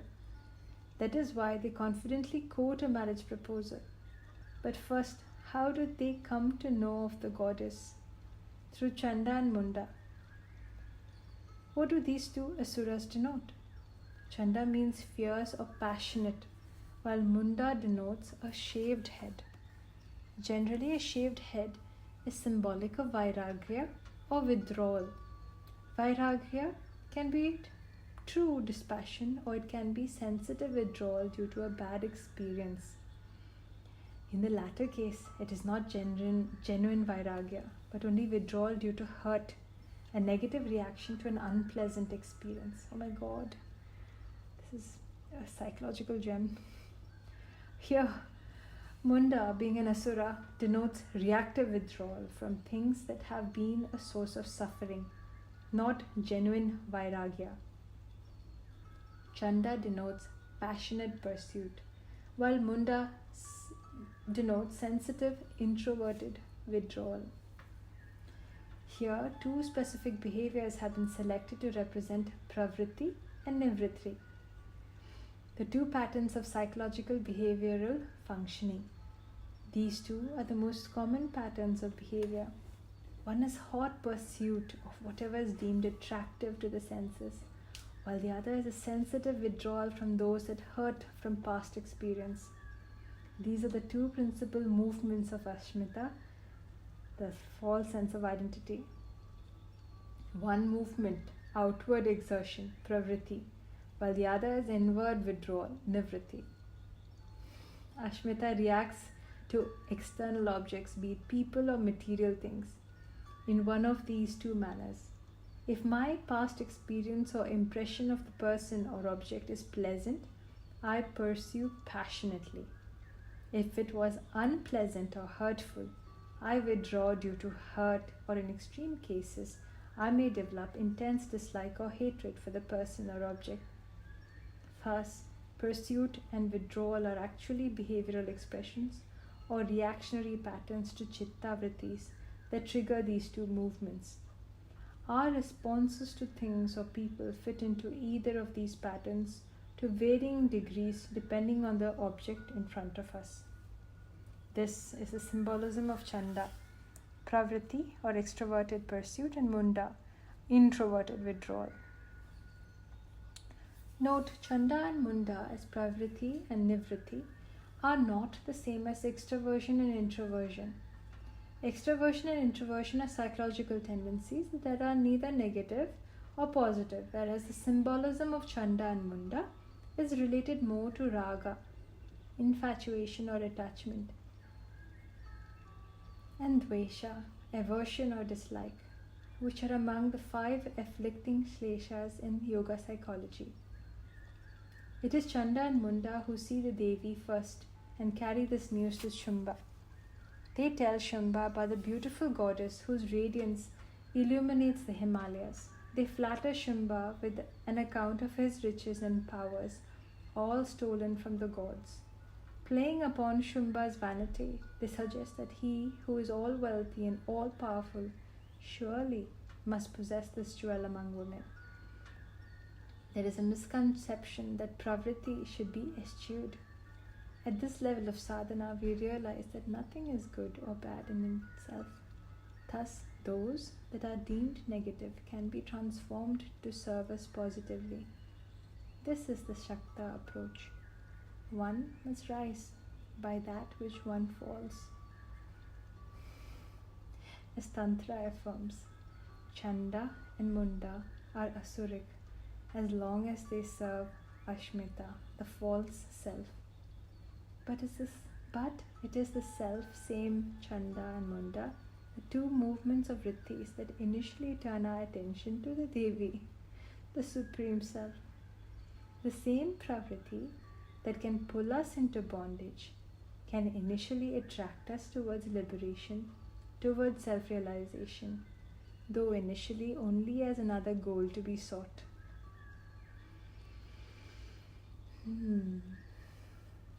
Likewise, the same nivritti that dispels or repels from things that can cause suffering can bring to detachment or dispassion or genuine vairagya. As long as pravritti and nivritti serve the false self, Shumba, they manifest as raga, infatuation, and dvesha, aversion, a Chanda Munda, the two asuras. As already stated in pravritti nivritti, or the movement of chitta vrittis that initially attracts us to self-realization, though, as one more jewel to be sought. This is why Chanda and Munda bring news of Devi, Supreme Self, who illuminates the Himalayas' gross body. Parvati, taking abode in the Himalayas, suggests that the gross body is not an inert thing, but the abode of the self that illumines the mind-body.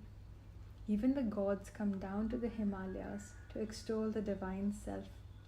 The mountain is not just an immovable, lifeless object, but the abode of the immovable self, the unchanging consciousness. The goddess self illumines not just the Himalayas body, but the entire universe. Chanda and Munda try to tempt Shumba by telling him that there is something beyond Buddhi. Though they haven't recognized the Devi self entirely, they write in their initial impressions that she is unsurpassable, a jewel among the best jewels, one to be truly sought. All other riches and beauties pale in comparison to Devi. Though they are drawn to the goddess, they haven't yet recognized her divinity. Now that Shumbha's inherent craving to accumulate the best of everything has been kindled, he wishes to claim her as his own, just as we want to possess all that we find attractive and desirable. Shumba first sends the smooth-talking messenger Sugriva to court her. But is it possible to realize the self only through intelligent words? No. But that is what we do after acquiring some knowledge. Mere eloquence or knowledge of the scriptures cannot bridge the gap between self and the false self. How beautiful.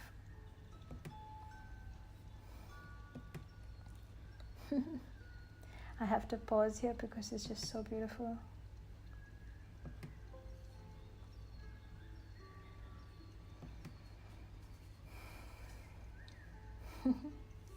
Obviously, the false self stands no chance.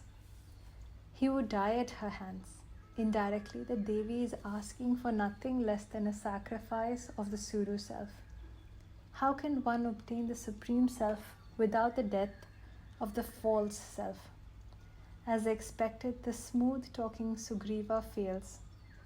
Then he changes his tactics. He threatens to drag her by the hair. By sheer habit, we attempt to grab even the self by same worldly tactics. If smooth talking and diplomacy fail, we resort to force. Grabbing the Devi by the hair is also reminiscent of our initial approach to spirituality. Initially, we pull the newfound jewel of divinity into the world as if it were another thing to be possessed. We see it as one more resource, like any other worldly resource. Instead of rising to the level of the self, we try to pull the spiritual to the level of material world. But none of this will work. Next, Shumba sends Dhumra Lochana to fetch Devi, kicking and screaming if need be. Dhumra Lochana means one of smoky vision, thus denoting distorted perception. Can distorted perception succeed? False knowledge arising from faulty thinking or distorted perception disappears instantaneously in the presence of the self, Devi, just as darkness cannot exist in the presence of light. A mere humkara of the Devi is enough to kill Dhumra Lochana, and this is what happens precisely. When Dhumra Lochana's brute force fails, Shumba loses all reason and sends Chanda and Munda with a huge army to bring back that vile woman in any way or in any condition whatever. Notice how Shumba, who was infatuated by the jewel among women, now hates that vile woman. This is how raga, infatuation, and dvesha, aversion, are related to each other. That which is desirable today can become despicable tomorrow. This is the work of raga, dvesha. This is the work of Chanda, Munda. Though Chanda and Munda initially act as afflictors, there is a possibility that one can sublimate their energies into friendly energies. instead of serving the false self, Shumba, Chanda and Munda, can be made to serve the Supreme Self. But they have to be killed first before they lose their Asuric identity. Death at the hands of Kali is symbolic transformation. Once transformed by the fiery power of Kali, they cease to be Asuras. Thereafter, they are merely an expression of our psychological energies, neutral energies that take the color of our thoughts or sensations. It is neither pravritti or nivritti. That is the problem. Yoga is the restraint or stilling of chitta vrittis. Yoga chitta vritti nirodha, Yoga Sutra. How can we achieve the stilling of chitta vrittis? Only through constant practice and genuine detachment, vairagya. By constant practice, abhyasa, of non-reactivity, vairagya. Abhyasa vairagya bhyam tan nirodha, Yoga Sutra. Here is the key to the transformation of Chanda and Munda. The power of pravritti is channelized as abhyasa, while nivritti can become true vairagya. This is how one can kill Chanda and Munda and transform their energies. In order to accomplish, Goddess Ambika projects the terrible Kali from her own angry countenance. Kali devours the armies of demons, falling upon them impetuously and slaughtering the powerful demons, devouring some, crushing others, chewing most frightfully with her teeth. She pounds the entire army of the mighty and wicked Asuras. The image of grinding teeth that is invoked thrice reminds us of the wheel of time, Kala Chakra, that grinds all things to dust. Except for the change of gender, Kali is none other than Kala, who is described by Arjuna in the vision of the cosmic form of Bhagavad Gita. Lord Krishna further confirms it by affirming that he himself is the world-destroying Kala, engaged in destroying the world. Kalosmi lokaksaya krit pravradho lokan samahartumiha pravratha. Thus, Kali is the same as Kala. Kali accomplishes her mission by severing the heads of Chanda and Munda and delivering them to Chandika, who is none other than Ambika. Since Kali brought the heads of Chanda and Munda as battle trophies to the auspicious Chandika, Kali is henceforth famous as Chamunda. The destruction of Chanda and Munda needed the terrible Kali. But Shumba and Nishumba, being more subtle spin-offs of intellect, buddhi and ignorance, avidya, the auspicious and sattvic form of the goddess is needed to liberate them. That is why Kali tells Ambika, "In this sacrifice of battle, here have I brought you the heads of Chanda and Munda, the great beasts. Shumba and Nishumba you shall yourself slay." Once again, we have the goddess talking to herself as both the terrible as well as auspicious forms are two different aspects of the self-same mother goddess. Upon news of the loss of two of his servants, Chanda and Munda, Shumba marshals vast numbers of Asuric hosts, clan by clan. Totally, there are 8 clans of demons who are marshaled by Shumba. They are the Udhayudas, contempt; Kambus, shame; Kotiviryas, fear; Dhaumras, doubt; Kalakas, disgust; Dhaurhridas, family, caste, group identity that becomes restrictive; Mauryas, pride in one's morality that makes one judgmental towards others. And Kalakeyas, racial identity that leads to false pride and sense of superiority. Wow. The eight Asura clans represent the 8 Pashas. Pasha means bond. According to Tantra, Jiva or individual consciousness is bound by 8 bonds or Pasha. Jiva is limited by various constraints, Kanchukas and Ashtapasas, 8 bonds.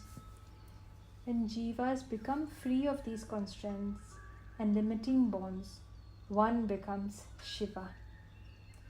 One who is bound by Pasha is Jiva. One who is free of Pasha is Sadashiva. Pasha Yukta Bhave Jiva Pasha Mukta Sadashiva. Sadhana is aimed at liberating individual consciousness from these bonds. The boundless consciousness is limited by these 8 bonds, giving rise to a false sense of self or Ashmita. That is why Shumbha, Ashmita, calls upon the 8 Asura clans to fight on his behalf. This is the significance of the 8 clans of Asuras. Wow. Though some of the bonds appear harmless on the face of it, potentially they can all be very restrictive and harmful. Some of these bonds, such as fear, doubt, contempt, and disgust, are limiting influences on our consciousness and its expression. The remaining bonds, such as group identity, racial identity, and pride in one's morality, lead to arrogance or a false sense of superiority over others. These 8 bonds contribute to, as well as sustain, the false self. Unlike grosser demoniac traits like anger and greed that the aspirant can recognize more easily, the 8 Pashas are subtler and influence even those who have achieved some success in sadhana. Even those who are at a relatively more advanced state and have some achievement to their credit can fall prey to these 8 binding factors. One doesn't have to be predominantly rajasic or tamasic to fall prey to the influence of the 8 Pashas. Even sattvic people can slip into these limited ways of thinking or living. Pride in one's family, birth, race, spiritual lineage, morality, sense of shame, fear, doubt, contempt, or disgust towards spiritual approaches are all highly limiting and can cause closed thinking. This is the tyranny of the 8 clans of demons. To counter these 8 Asuric forces, Chandika, the Supreme Self, calls forth 7 Shaktis. These 7 Shaktis, along with Kali, counter the 8 clans of Asuras. As the armies of the demons encircle her, the goddess multiplies her forces, calling forth the 7 Shaktis, who are 7 aspects of her own consciousness. Thus Chandika and Kali, the twin aspects of the goddess, fighting the Asuras, are now joined by the 7 Shaktis of Brahma, Shiva, Kumara or Skanda, Vishnu, Indra, Varaha and Narasimha. There issued forth Chandika's own terrifying Shakti, who came to be known as Shivaduti, since she sent Lord Shiva himself as her messenger to the Asura lords. Together, the 9 Shaktis destroy the mighty Asuras in no time. Who are these goddesses?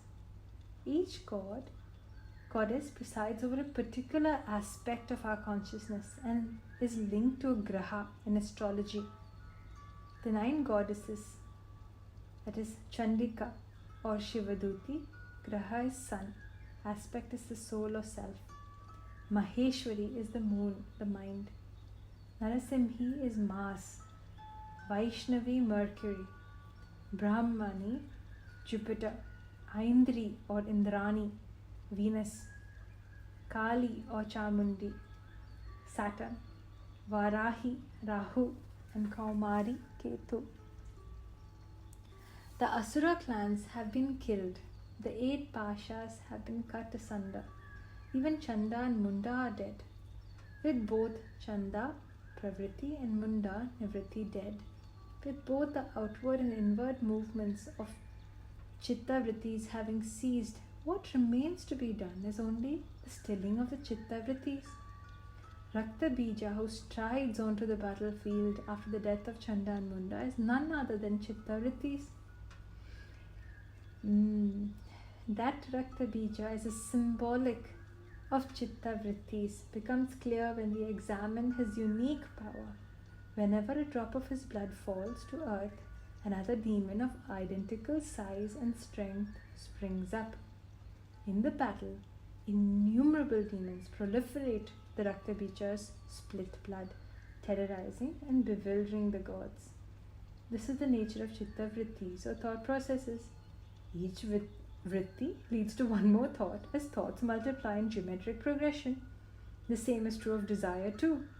Though the gods are bewildered by the ever-multiplying Chitta Vrittis, Durga laughs knowingly. It is better to conquer one desire by nipping it in the bud, or to satisfy 1,000 desires. This is a serious question that every aspirant needs to reflect over at some stage or the other. Desire makes us human, but it is also the source of all suffering. Desire is in the mind, as mental activity, as thoughts, as Chitta Vrittis. When desire takes center stage, we often sit and watch helplessly, wondering what we can do. How do we release from the endless cycle of desire, gratification, or frustration? The gods too are bewildered and frustrated by the ever-multiplying Rakta Bija. Ambika knows the greatest truth of yoga. Yoga is the stilling of Chitta Vrittis. Yoga Sutra. The best and only efficient method is to overcome the first desire or the first thought, rather than have to fight 1,000 more. Conquering the original desire will release us from this endless cycle of desire, gratification, disillusionment, and frustration. The all-knowing Chandika instructs Kali to roam about on the battlefield, quickly drinking the split drops of Rakta Bija's blood as she attacks him. As Kali drank Rakta Bija's blood, simultaneously devouring the newly born demons who sprang from his split blood, the bloodless Rakta Bija died promptly. Finally, only 2 demons remain, Shumba and Nishumba. Shumba and Nishumba are the inseparable brothers. In a long battle sequence, the goddess fights one-on-one, first with Nishumba, then with Shumba, and again with Nishumba. Shumba's character is not highlighted much so far, apart from him being the younger brother of Shumba, as dear as life itself to Shumba.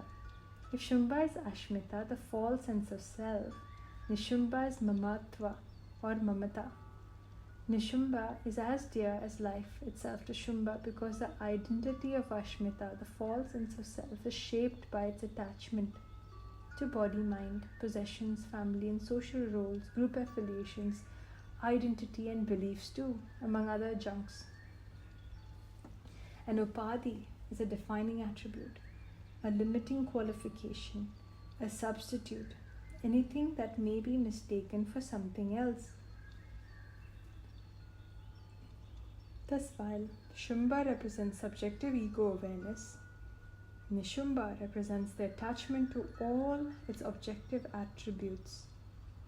The Devi's battle sequence with the Asura brothers is the inner conflict between the boundless self and the limited self, or the subjective and limited notion of identity.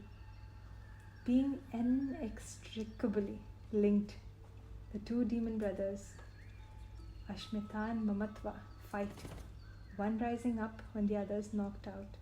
If it's not me, it is about mine. If it is not about me, it could be about my children or spouse or family or country or religion. But in the final reckoning, all this is of little value. As already explained earlier, although it may seem that Buddhi and Purusha are identical, in reality they are not. The self, Atman, is not the same as non-self, Anatman. It is ignorance, avidya, that gives rise to the mistaken notion that the non-self is identical to the self. Avidya is so powerful, pervasive, and subtle